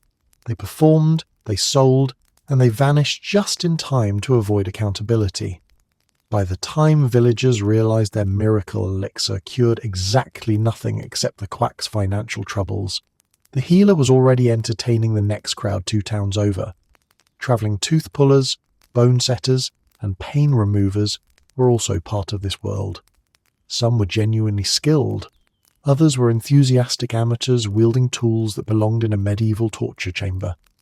They removed teeth with rusty pliers, set bones with brute force, and attempted minor surgeries on makeshift stages, all while assistants collected coins from the horrified audience. Painful? Absolutely. Effective? Debatable? Spectacular? Always. Quack doctors weren't only men. Many women marketed themselves as wise healers, fortune tellers, or herbal practitioners. While some possessed real botanical knowledge, many blended herbs with mysticism, promising results based on a mixture of charm and creativity. They offered love potions, protective charms, fertility remedies, and anti-nightmare herbs. Success stories spread quickly. Failure stories were quietly forgotten. Quacks thrived because they understood something essential. People want certainty. Legitimate doctors, such as they were, often said, "We don't know." Quacks never said that. They always had an answer. They always had a cure. And they always delivered their pitch with absolute confidence. In a world full of unexplained suffering, confidence sold better than caution. Another key to their success was storytelling. Quacks told tales of miraculous recoveries, exotic ingredients found on distant mountains, rare creatures whose organs possessed special powers, and ancient manuscripts revealing forgotten secrets. Patients didn't just buy medicine. They bought hope wrapped in an adventure narrative. Communities didn't merely tolerate quacks, they embraced them. Visiting healers broke the monotony of daily life. Markets buzzed when a performer doctor arrived. Children stared wide-eyed at the spectacle. Adults gathered to hear the latest miracle. Illness, usually grim and private, became communal and theatrical for a moment. Yet the popularity of quack doctors also reflected the weakness of formal medicine. When official treatments were painful, ineffective, or unaffordable, people turned naturally to those offering gentler, cheaper alternatives. Even if the cure did nothing, at least it didn't involve knives or leeches. As science advanced, governments eventually tried to regulate medicine. licensing systems emerged. Fraudulent healers were prosecuted. Miracle elixirs were banned or forced to list their ingredients. But it took centuries before quack medicine lost its grip on public imagination. And even then, it never truly disappeared.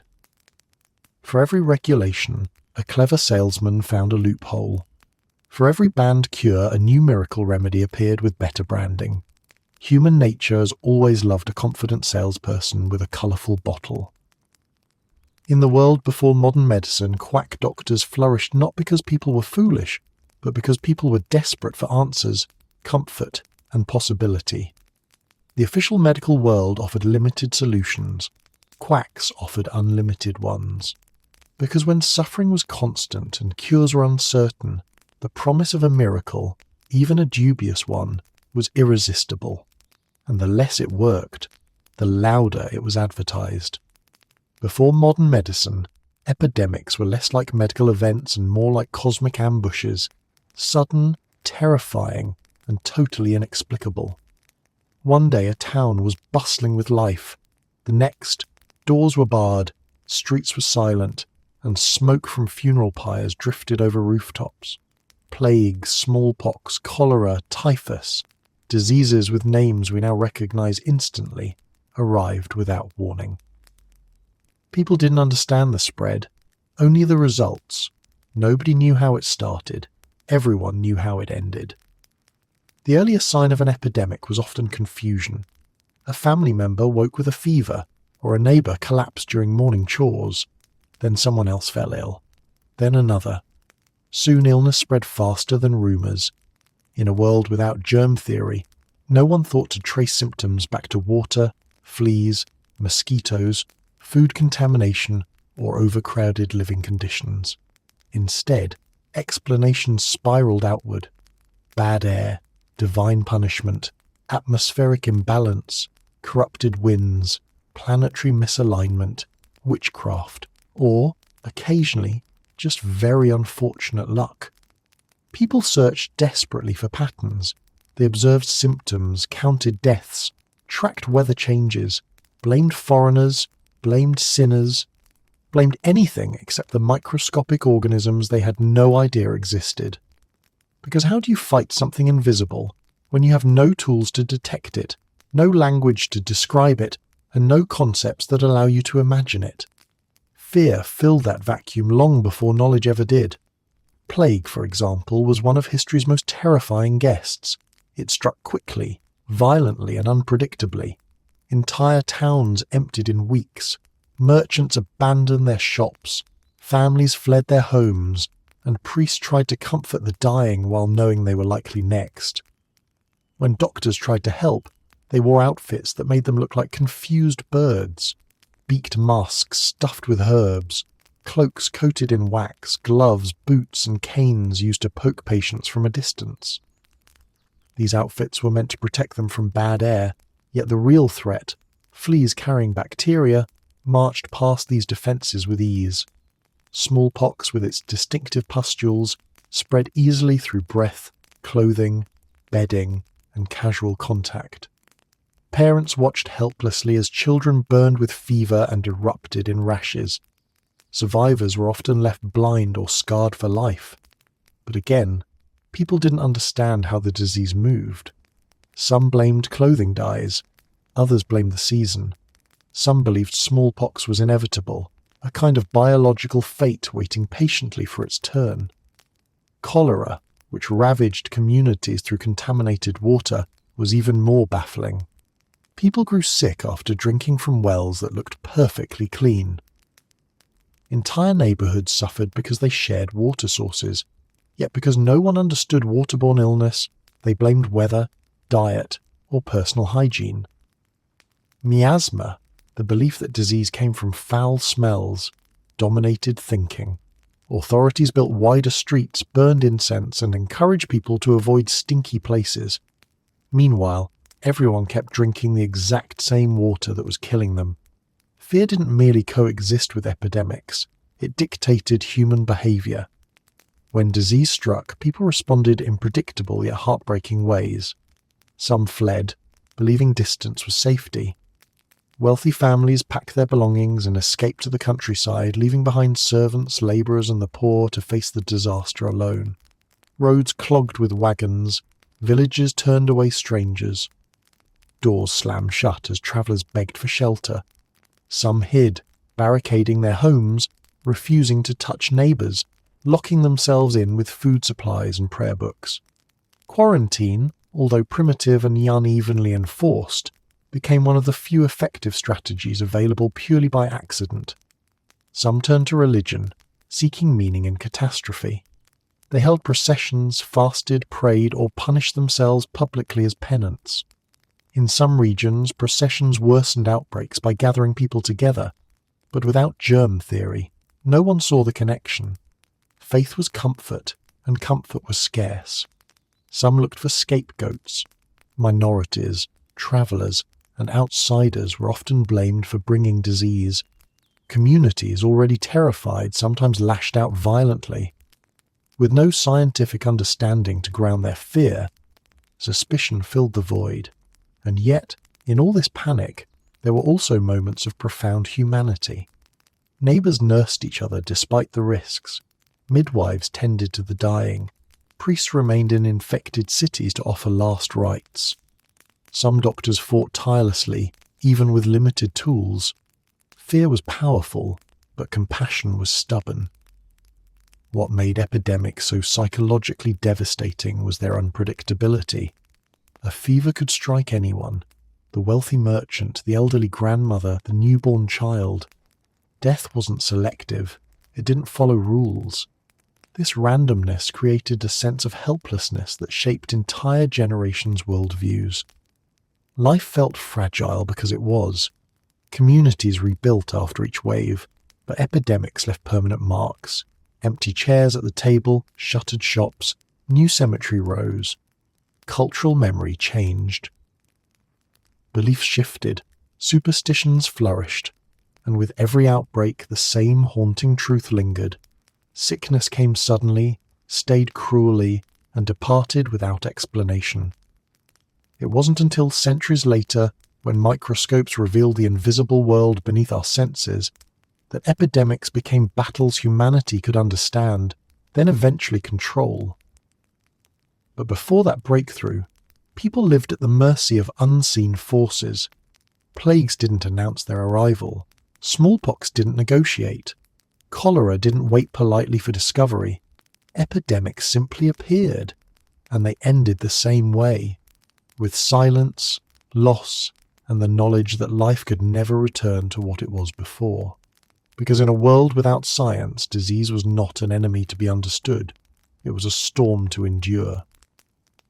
When epidemics struck in the centuries before modern medicine, communities responded with the only tools they had: fear, instinct, guesswork, and an unwavering commitment to self-preservation. Without knowledge of germs or transmission, isolation and quarantine became crude, but sometimes shockingly effective, methods for slowing disease. Public health meant not near me, and entire towns adopted policies that were equal parts practical, panicked, and morally questionable. Isolation began with the household. The moment someone showed suspicious symptoms, a fever, a rash, a cough that sounded a little too dramatic, they were moved to a separate room, an attic, a shed, or any place that kept them apart from healthy family members. Some homes had dedicated sick rooms, not because of scientific foresight, but because so many illnesses swept through so often that the architecture adapted. In poorer households, where space was scarce, isolation meant little more than hoping the sick person stayed on their side of the shared straw mattress. If illness spread beyond a single home, communities escalated. Villages shut their gates, towns posted guards. Travellers were turned away with firm gestures and long sticks. Outsiders, traders, pilgrims, wandering workers were suddenly treated like biological weapons. After all, if you didn't know how disease travelled, it was easy to assume that anyone unfamiliar might be carrying danger. Quarantine, one of history's most important public health tools, emerged from this instinctive fear. The concept, first formalized in Italian port cities, required ships to wait offshore for 40 days, 40 giorni, before their passengers could disembark. Authorities didn't know why this worked. They only knew that sometimes keeping newcomers away for long enough prevented outbreaks. As a result, quarantine spread across Europe and beyond, becoming a blunt but surprisingly effective method of disease control. But quarantine wasn't only for ships. Entire neighborhoods were cordoned off. Streets were blocked with carts or chains. Houses were marked with symbols or painted crosses, warning others that sickness lurked inside.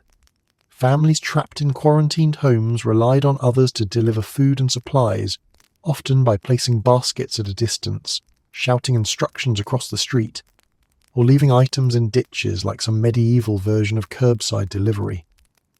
People inside these marked homes lived in a strange limbo. They were neither free nor formally imprisoned. Healthy individuals stayed inside not because they were sick, but because someone in their house might be. Fear turned entire households into hazards. Children peered through shuttered windows while neighbours avoided eye contact. And yet, quarantine wasn't always organised or humane. Sometimes it was brutal. Communities closed doors not just to protect themselves, but to protect themselves from responsibility. During severe outbreaks, sick individuals were abandoned entirely. Food deliveries stopped. Doors were nailed shut. Villagers walked wide circles around infected homes, whispering prayers while refusing to come close enough to help. Blame became a predictable companion to isolation. When something terrible happened, people needed a target, someone to accuse, someone to fear, someone whose suffering explained their own. Outsiders, foreigners, and social minorities became convenient scapegoats. In some epidemics, entire groups were accused of poisoning wells, cursing crops, or summoning disease through evil intent. These accusations had no basis in reality, but fear rarely waits for evidence. Even within communities, blame took root. Families accused neighbours, neighbours accused travellers. Young people blamed the old for carrying disease, the old blamed the young for bringing it home. Merchants blamed sailors, sailors blamed winds, winds blamed the heavens.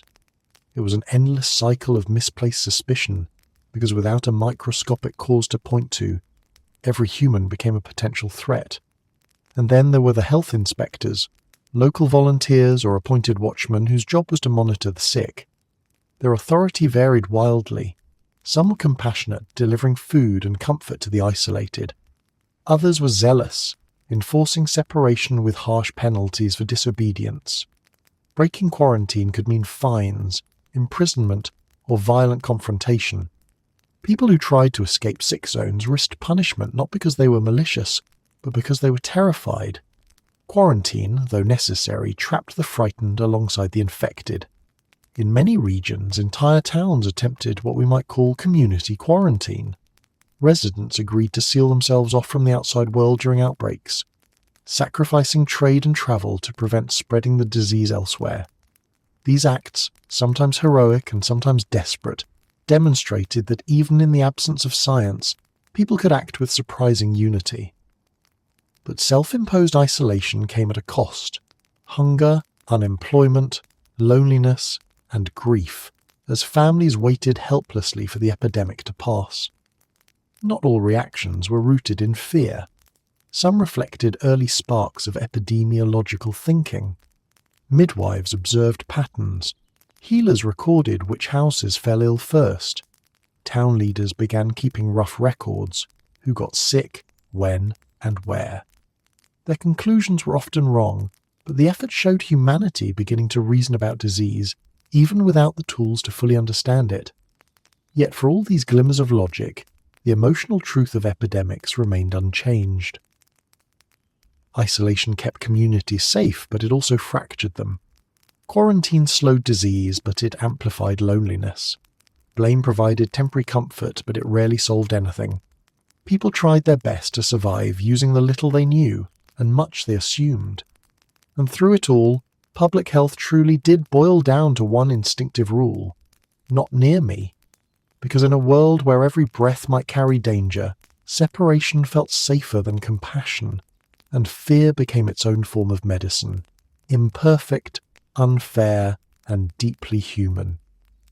Before modern medicine understood pathogens, immunity, or the microscopic battles raging inside the human body, survival was less a matter of treatment and more a matter of timing, constitution, and sheer cosmic luck. People could live identical lives, eat identical meals, work identical jobs, and sleep in identical drafty cabins, yet one person recovered from an illness while another slipped away. Recovery wasn't earned, it was assigned. Doctors had theories, villagers had superstitions, priests had prayers, but none of them had control over the complex biological machinery that determined who survived an illness. A child could be strong one day and gasping for breath the next. A farmer could survive a fever that seemed deadly, while his neighbour died from what appeared to be a mild cough. Patterns were elusive, explanations were creative, certainty did not exist. The fundamental truth was this: before germ theory, survival depended on factors nobody could see, measure, or influence. One of the biggest mysteries was genetics, a word no one had. Families noticed that sickness sometimes ran through bloodlines. Some people were naturally robust, able to shake off fevers and stomach ailments with surprising ease. Others seemed cursed with fragile health, catching every illness that drifted through town. These patterns were dismissed as temperament, divine favour, or constitution. But underlying these observations were immune responses shaped long before birth, molecular shields that doctors had no way of understanding. Immune strength varied wildly, though no one knew what an immune system was. A person who had survived one disease sometimes gained lifelong resistance. To communities, this looked like destiny or divine protection. In reality, their body had simply learned how to defeat the invader. Conversely, someone with no previous exposure was extremely vulnerable. Smallpox, measles, or influenza could sweep through a population that had never encountered it before, and the death toll felt random, cruel, and unexplainable. Timing played an equally crucial role. Illnesses struck differently depending on the season, temperature, humidity, and a person's recent food supply. A well-fed labourer had a better chance of shaking off infection than a malnourished one. But good nutrition wasn't easy to maintain. Harsh winters, failed harvests, or poor quality bread weakened communities long before disease arrived.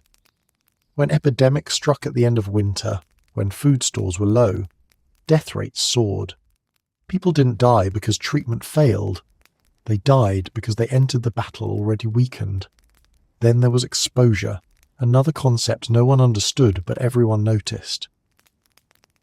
Those who nursed the sick often fell ill themselves, though societies explain this in wildly inaccurate ways, sometimes blaming bad air, sometimes accusing caregivers of sin, sometimes simply shrugging at the unfairness of it.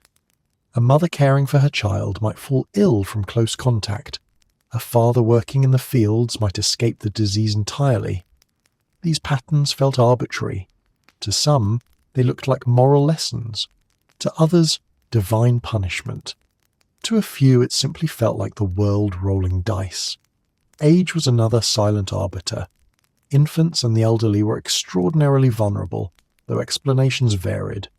Babies were said to have weak spirits. The elderly were believed to be returning to the earth. It wasn't philosophy, it was biology. Their bodies lacked either the mature immune defenses or the resilience to recover. But without a scientific framework, these observations became metaphors instead of medical facts. Even environmental factors played a role. Living near clean water, rare as that was, improved survival during waterborne outbreaks. Sleeping near open windows increased airflow and reduced the concentration of infectious particles, though people worried that night air caused illness. Some homes had chimneys, others filled with smoke that weakened lungs over time. Some families lived in damp, mouldy spaces. Others had cramped rooms where contagion spread rapidly. These structural realities shaped survival far more than the herbs, charms, or treatments applied afterward. When healers treated the sick, their interventions occasionally looked effective, but only because the patient happened to have the biological advantage needed to survive. A person with a naturally strong immune response recovered despite the treatment. A weaker person died despite receiving the same remedy. Yet healers credited successes to their methods and blamed failures on the illness, fate, or the patient's moral character. This created a troubling narrative. If someone survived, it was because treatment worked or because they were virtuous.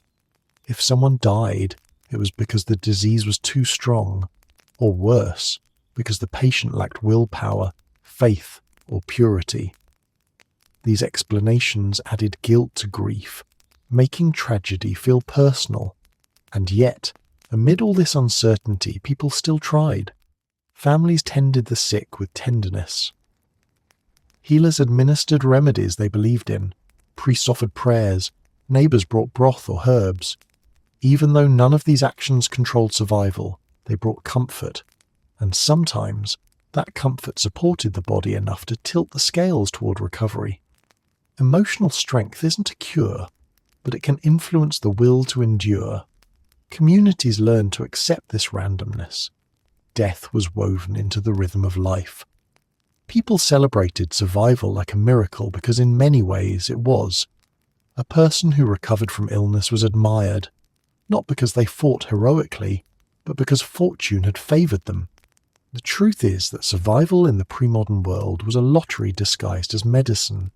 Scientists hadn't discovered germs, doctors couldn't influence immune systems, treatments rarely targeted disease itself. And the most powerful variables, genetics, exposure, nutrition, resilience, remained hidden beneath layers of ritual, superstition, and guesswork. Some lived, some died, and the reasons were largely beyond anyone's understanding. Before modern medicine, healing wasn't a skill, it was a coincidence. Recovery wasn't earned, it was assigned. In the world before modern medicine, illness didn't follow a clean narrative arc. There was no quick diagnosis, no effective treatment, no guaranteed recovery. Healing wasn't a process. It was a gamble stretched over months or even years. You didn't bounce back. You adapted downward. People today expect illness to be temporary. A fever breaks, a wound closes, a cough fades. But historically, most illnesses didn't end. They evolved. A bad infection might improve enough to let you work, yet leave behind a limp, chronic pain or lasting weakness. A fever might recede, but exhaustion lingered for weeks.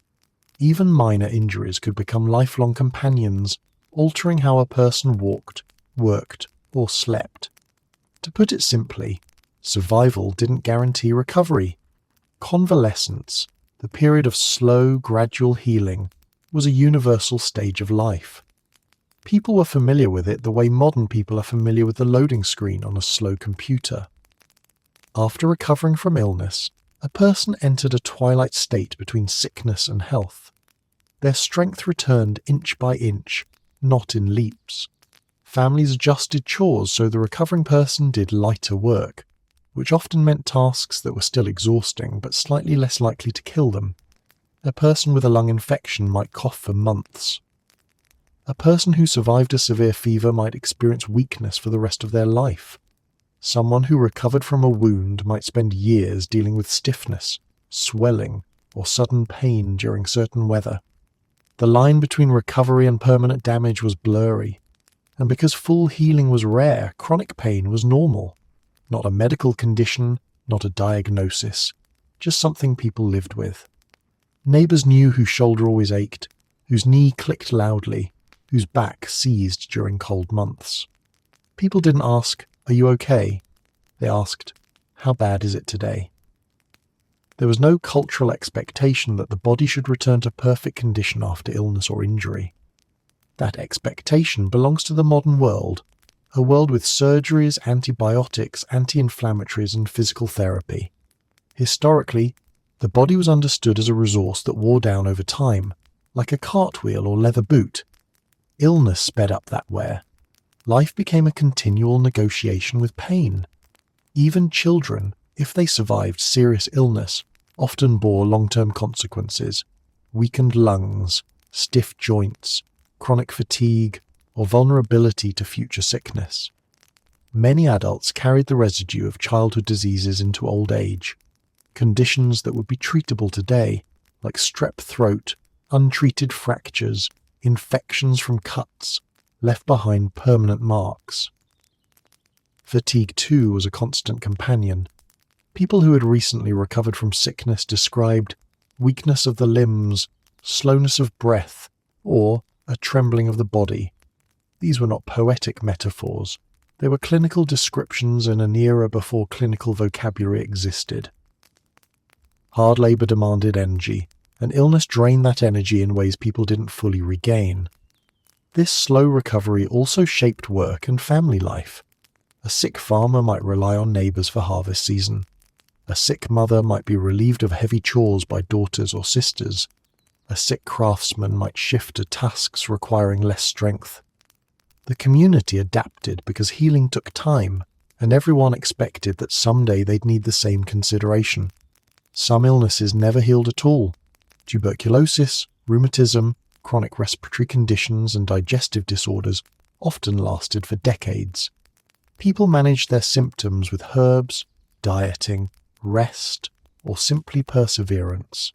A long-term illness didn't exempt someone from work. It merely changed how they worked. This was survival, not restoration. The world understood disability differently as well. Without wheelchairs, prosthetics, or accessible architecture, disabled individuals adapted with creativity and determination. Crutches were carved from wood. Walking sticks were universal. Some people modified tools or tasks to match their limitations. Society didn't expect full recovery because full recovery was impossible. Even injuries lingered. A broken bone that wasn't set correctly might heal crooked, leaving someone with a permanent stoop or limp. A deep cut, especially on the hands or legs, could weaken grip or mobility for life. Burns scarred permanently. Infections created lasting deformities. People carried their injuries the way they carried their memories, openly, visibly, and without the expectation of erasure. Because healing was slow and incomplete, patience became a cultural virtue. People accepted long recoveries. Families supported sick members for months. Communities understood that not dead didn't mean well. Healing was seen not as a return to the past, but as an adjustment to a new normal. And yet, even with these challenges, people often retained remarkable resilience. They endured pain with stoic acceptance. They found ways to laugh despite chronic discomfort. They shared remedies, stories, and superstitions to ease the burden. The human spirit adapted in ways the body couldn't. The truth is that illness shaped lives not just physically, but psychologically. People grew cautious after surviving a serious sickness, mindful of cold weather, heavy labour, or tasks that strained weakened limbs. Healing required not only time but adaptation. The body became a landscape marked by past battles, and the person learned to navigate it. Only with modern breakthroughs, antibiotics, vaccines, surgeries, sanitation, nutrition, did healing transform into something with speed, reliability, and predictability. But in the centuries before these miracles, recovery was slow, uncertain, and incomplete. Because in the old world, a healed person didn't bounce back. They learned to live with the way illness had rearranged them. They didn't recover upward. They adapted downward. Before modern research, peer review, and global scientific communication, medical knowledge advanced at the speed of a sleepy tortoise, and bad ideas sprinted ahead like they were training for the Olympics. For centuries, harmful practices spread effortlessly, while correct discoveries struggled for recognition. Being wrong was traditional. Being right was suspicious. Medicine, unlike mathematics or astronomy, could not rely on neat equations or predictable stars. It dealt with bodies, messy, inconsistent, and suspiciously unwilling to behave the same way twice. This made it difficult to verify theories and even harder to prove old beliefs wrong. Once a medical idea took root, it grew deep, stubborn roots that no amount of evidence could easily dislodge. Take the 4 humours, which persisted for over a millennium. Generations of healers used this framework to diagnose everything from toothaches to heartbreak. Why? Because it sounded elegant, it provided structure, and perhaps most importantly, it was what their teachers believed and what their teachers' teachers believed. In medicine, tradition carried more weight than experimentation. Questioning ancestors wasn't just unwise, it was disrespectful. This reverence for tradition created a medical environment where new ideas were met with suspicion, sometimes hostility. If someone proposed a groundbreaking insight, the first question was not, is it correct? But who do you think you are? Authority was inherited, not earned by discovery. Hierarchy, not evidence, shaped progress. Meanwhile, bad ideas travelled quickly because they fit existing beliefs or offered simplicity in a chaotic world. If a treatment was dramatic, bloodletting, cupping, purging, it spread even faster. People equated intensity with effectiveness. The more extreme the remedy, the more convincing it felt. Pain made patients believe something meaningful was happening, even if the only meaningful outcome was regret. Correct ideas, however, had to fight their way uphill. Consider early suggestions that cleanliness was important. When a handful of physicians noticed that washing hands reduced infections, the medical establishment dismissed them. Not because the idea lacked results, but because it clashed with tradition. Gentlemen's hands cannot carry disease, they insisted. The refusal to wash hands was not scientific. It was pride in its most unhygienic form. Or take the handful of doctors who suspected diseases could be contagious long before germ theory. Communities called them alarmists or fearmongers. Some were mocked, some were ignored. Others were politely sidelined by colleagues who preferred atmospheric explanations. Contagion theories made people uncomfortable, so they were brushed aside. The pattern repeated. Bad ideas spread because they were familiar. Good ideas struggled because they were new. Even when breakthroughs occurred, they moved slowly across regions and languages. Books were copied by hand. Scholars travelled rarely. Information passed through rumour, interpretation, and sometimes deliberate distortion. A brilliant insight discovered in one city could take decades to reach another, and by then it might have been diluted, misunderstood, or rejected entirely. And then there was the problem of medical celebrities, renowned physicians whose writings became sacred texts. Once a famous doctor wrote something, it was nearly impossible to challenge. His authority became self-perpetuating. If new observations contradicted his teachings, people assumed the observations must be wrong. After all, the great doctor could not be mistaken. He was, well, great. Meanwhile, everyday healers, midwives, herbalists, local practitioners often developed effective remedies through practical experience. But their knowledge rarely entered official medical literature because they were not part of the scholarly elite. Even when correct, their insights remained local secrets rather than global advances. This slow movement of knowledge had consequences. Lives were lost not because cures didn't exist, but because cures travelled more slowly than disease. Treatments took generations to spread. Mistakes lasted centuries. Medical innovations sometimes died with their discoverers. For example, some ancient societies understood the importance of boiling water, but the practice didn't travel widely enough to prevent waterborne diseases elsewhere. Other cultures recognized the value of certain herbs, but their findings weren't shared beyond village boundaries. A Roman physician once observed that clean sponges prevented infection, a discovery that could have revolutionized wound care. Yet after the Roman Empire fell, this knowledge vanished for nearly 1,000 years. The problem wasn't just lack of communication, it was lack of consensus. When different regions practiced medicine differently, there was no mechanism to determine which approaches actually worked. You couldn't compare results across hospitals because hospitals barely existed. You couldn't test a hypothesis because scientific method didn't exist. You couldn't even measure basic bodily functions, temperature, blood pressure, infection rates, because those tools were centuries away. And when scientific breakthroughs finally emerged, they faced yet another obstacle: human nature. People dislike change, especially when it challenges long-held beliefs. Doctors resisted anything that undermined their authority. Patients feared unfamiliar treatments. Communities clung to explanations that provided comfort, even if those explanations were wildly incorrect. But despite this slow, tangled progress, medicine did inch forward. Occasionally, a correct idea stubbornly survived long enough to convince others.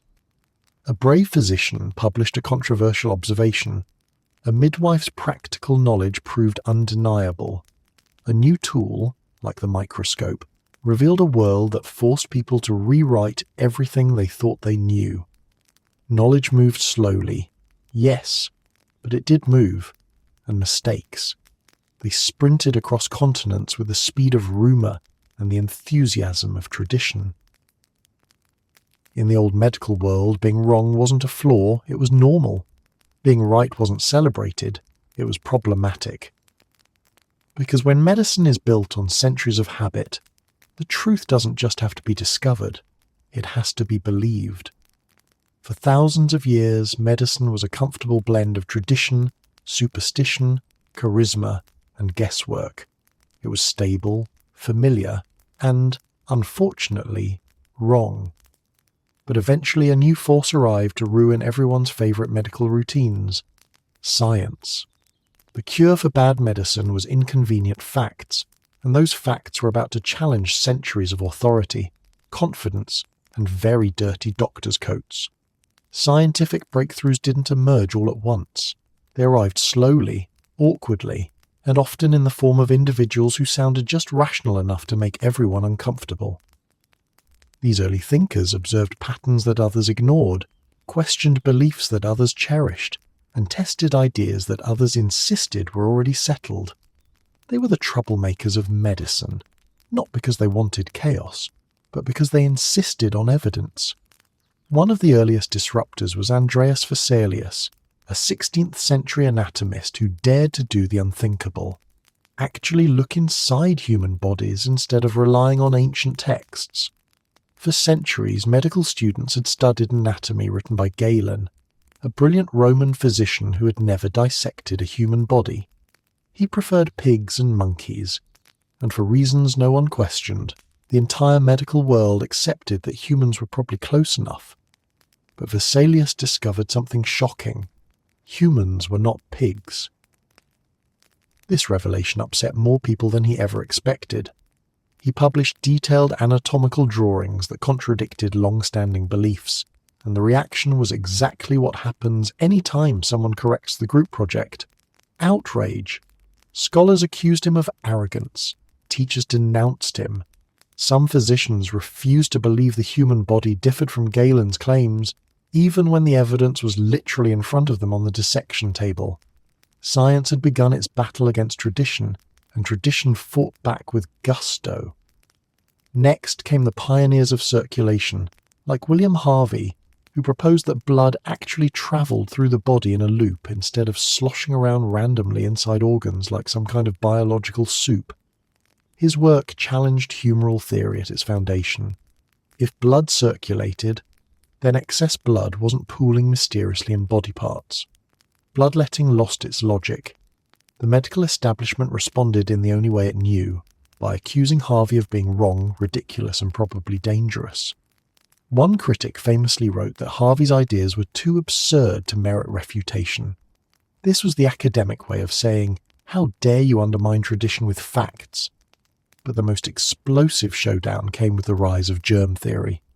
Before microscopes became widespread, the idea that invisible organisms cause disease sounded like a plot twist in a supernatural folk tale. When Antony van Leeuwenhoek first described tiny animalcules living in water, scientists were intrigued, but linking them to disease took another century of persistence and frustration. Then came pioneers like Ignaz Semmelweis, who noticed that women in maternity wards died less often when doctors washed their hands. Semmelweis proposed that physicians were carrying particles of cadaverous material from autopsies to living patients. It was a revolutionary insight, and one that the medical community absolutely hated. Doctors didn't want to believe they were responsible for spreading disease. Semmelweis's idea implied they were part of the problem. It was an inconvenient fact, so they rejected it with gusto. They mocked him, dismissed his findings, and continued delivering babies with unwashed hands. Semmelweis spent his later years in despair, knowing he was right long before anyone was willing to admit it. It took Louis Pasteur and Robert Koch to drag germ theory into widespread acceptance. Pasteur's experiments proved that microorganisms caused fermentation and spoilage. Koch identified specific pathogens responsible for specific diseases. Suddenly, illness had a tangible cause, even if that cause required magnification to be seen. This discovery changed everything. Superstition and miasma couldn't stand against the growing pile of evidence. Quarantine became organized. Sterilization became standard. Doctors started boiling instruments instead of wiping them on their coats. Even hand washing, once considered an insult to a doctor's dignity, became impossible to ignore. Still, the transition was rocky. Some physicians welcomed the new knowledge eagerly. Others clung to tradition as tightly as a leech clings to skin. Hospitals resisted changes to sanitation. Surgeons grumbled about extra steps. Textbooks had to be rewritten, sometimes reluctantly. But slowly, scientific thinking infiltrated the old medical world like a polite, persistent guest who refuses to leave. Science also transformed diagnosis. Instead of relying on planetary alignments, the color of urine, or the patient's general vibe, physicians began measuring pulse rates, temperatures, blood pressure, and symptoms with increasing precision. Observation replaced superstition. Testing replaced guessing. Data replaced drama. The shift was cultural as much as intellectual. For centuries, authority came from tradition. Now, authority had to be earned through experimentation, replication, and proof. A physician could no longer say, "because I said so." They had to show why.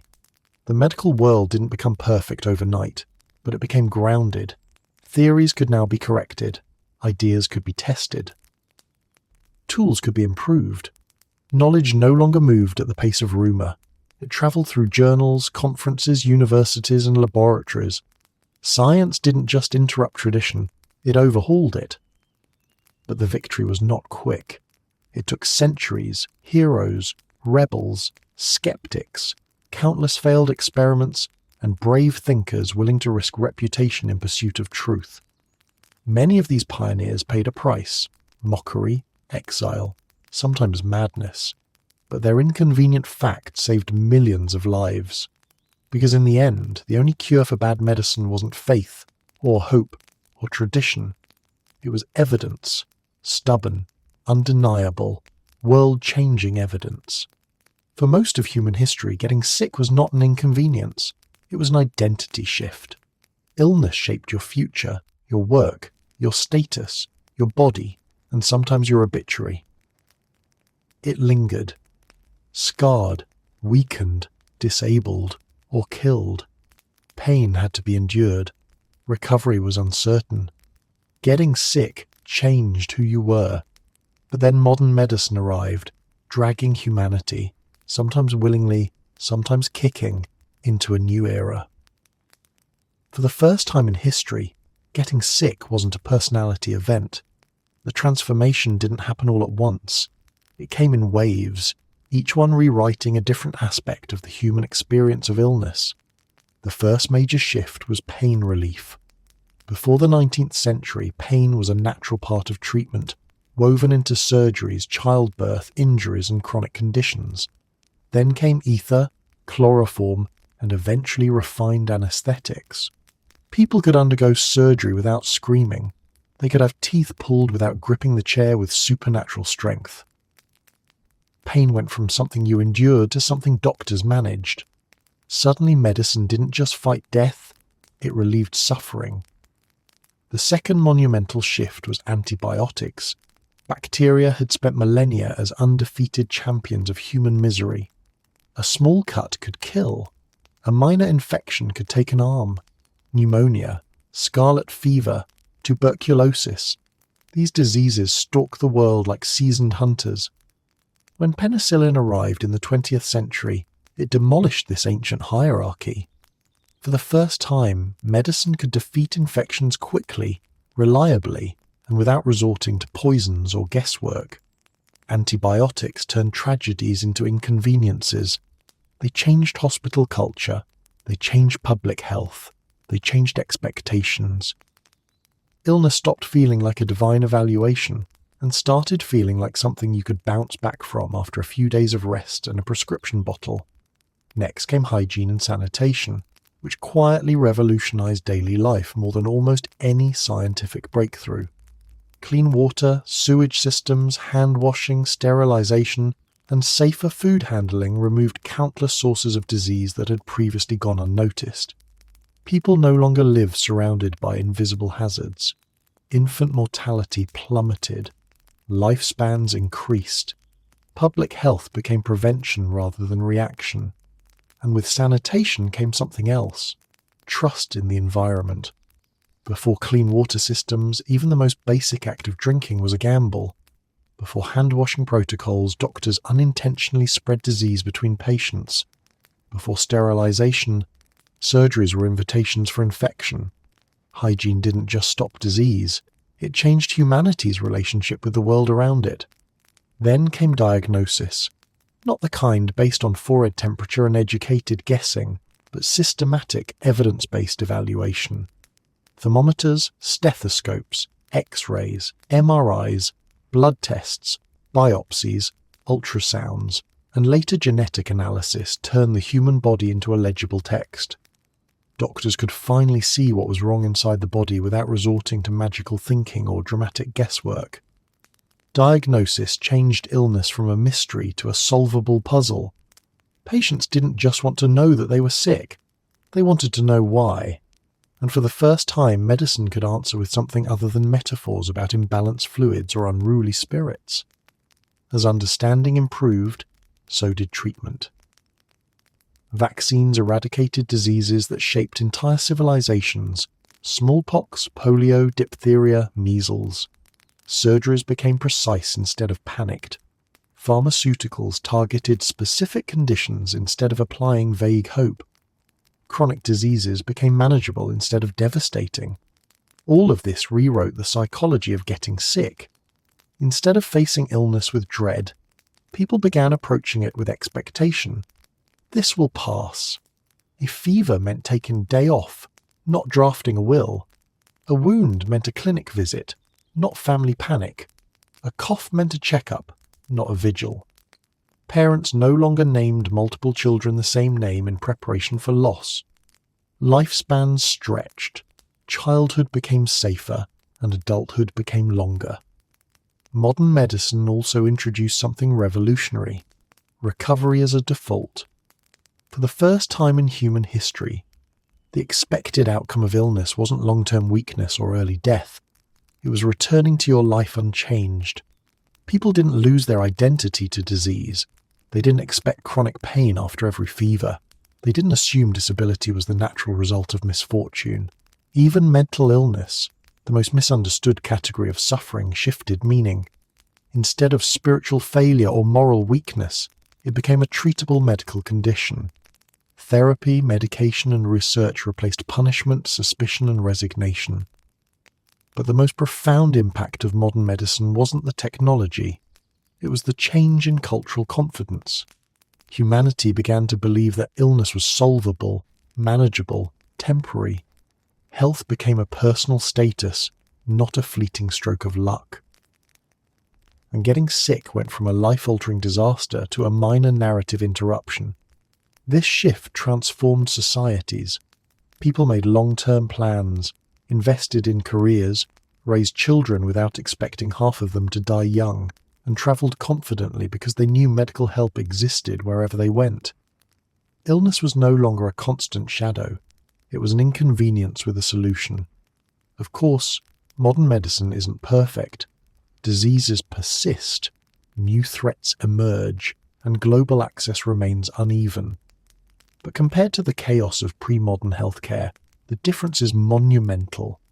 Where once a fever rewrote your future, now it rewrites your weekend plans. Where once illness reshaped your identity, now it reshapes your schedule. Where once recovery was a gift from fate, now it's an expectation supported by science. For the first time in history, getting sick wasn't a personality event. It was just getting sick. Looking back at the world before modern medicine is like peering into a parallel timeline, one where every cough carried a warning, every fever carried a risk, and every wound carried a prayer.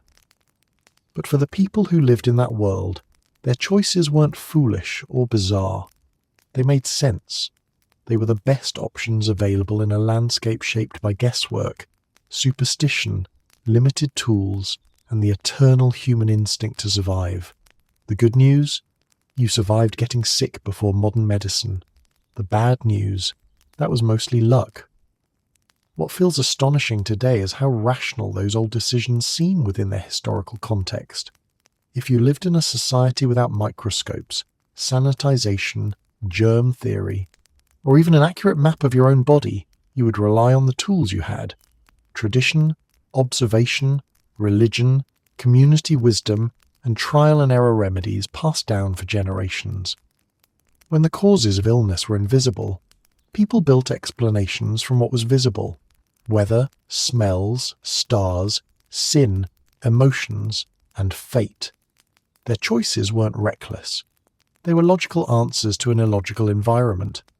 Bloodletting made sense when doctors believed the body was governed by fluids that needed balancing. Prayer made sense when people believed disease came from divine displeasure. Astrology made sense when the heavens were understood as a cosmic clock governing earthly events. Household remedies made sense when professional treatments were too expensive, too rare, or too dangerous. Even isolation and blame made sense when communities knew sickness spread but had no idea how. Every culture developed medical traditions shaped by fear, hope, and practicality. In an age without reliable cures, treatment wasn't about eradicating disease. It was about restoring order, establishing meaning, and maintaining hope. Survival was unpredictable, so people created narratives to make survival feel intentional. But the brutality of that world is undeniable. Children died often. Adults carried lifelong injuries from minor accidents. Pain was a daily companion. Epidemics erased entire families in weeks. Quack doctors thrived because people were desperate. Hospitals felt like waiting rooms for death. Recovery took months, if it happened at all. And in 1,000 quiet households, people watched loved ones fade without explanation. Powerless to intervene. Yet even in those harsh realities, humanity didn't crumble. People adapted. They endured chronic pain with stoic humor. They learned which herbs helped and which ones merely tasted horrible. They developed systems of care, rituals of healing, and networks of support. They combined hard-earned experience with spiritual comfort. They lived with uncertainty and made meaning within it. It's tempting to see historical medicine as a long chain of mistakes, and yes, there were plenty. But each era provided a stepping stone toward better understanding. Even disastrous ideas gave rise to observations that nudged humanity closer to truth. Every false explanation forced someone, somewhere, to ask a better question next time. Progress didn't leap forward, it crawled. But it crawled in the right direction, and eventually, science arrived. Not as a sudden miracle, but as a slow revelation. Microscopes uncovered hidden worlds. Sterilization exposed the importance of cleanliness. Vaccines transformed epidemics into preventable tragedies. Anesthetics gave surgeons time and precision. Antibiotics crushed ancient killers. Diagnosis became informed rather than imaginative. Healing became expected rather than rare. Modern medicine didn't make humanity smarter. It made humanity informed. It replaced cosmic guesswork with biological clarity. and it allowed people to stop interpreting sickness as fate and start interpreting it as a solvable problem. Still, even with these advances, there's a humbling truth at the heart of history.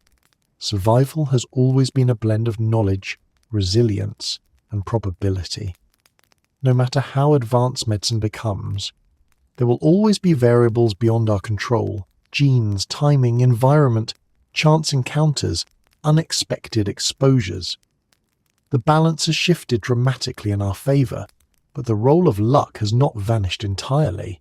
It has merely shrunk from overwhelming dominance to occasional inconvenience. What changed is our interpretation of that luck.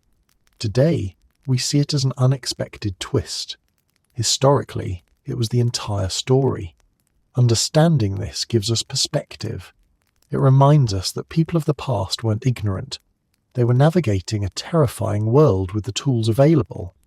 Their remedies were attempts at control. Their rituals were attempts at comfort. Their decisions were attempts at survival, and often, those attempts worked well enough to carry humanity across millennia, bruised but unbroken. So, here we are, beneficiaries of centuries of trial, error, perseverance, and, yes, good fortune. We drink clean water without thinking about it. We receive vaccines without fearing the needle. We trust hospitals to heal rather than harm. We expect antibiotics to cure infections that once wiped out towns. We undergo surgeries that once required speed over precision, now performed with lasers, robotics, and anesthesia. If someone today wakes up with a fever, they take medicine, drink water, rest, and recover. In the past, they might have prepared their soul for the afterlife. That alone speaks volumes about how dramatically the meaning of sickness has changed. So the good news: you survived getting sick before modern medicine. The bad news: that was mostly luck. And the miracle of our age is that survival no longer depends on chance. It depends on knowledge. Knowledge humanity fought, imagined, suffered, and stumbled its way into over thousands of years.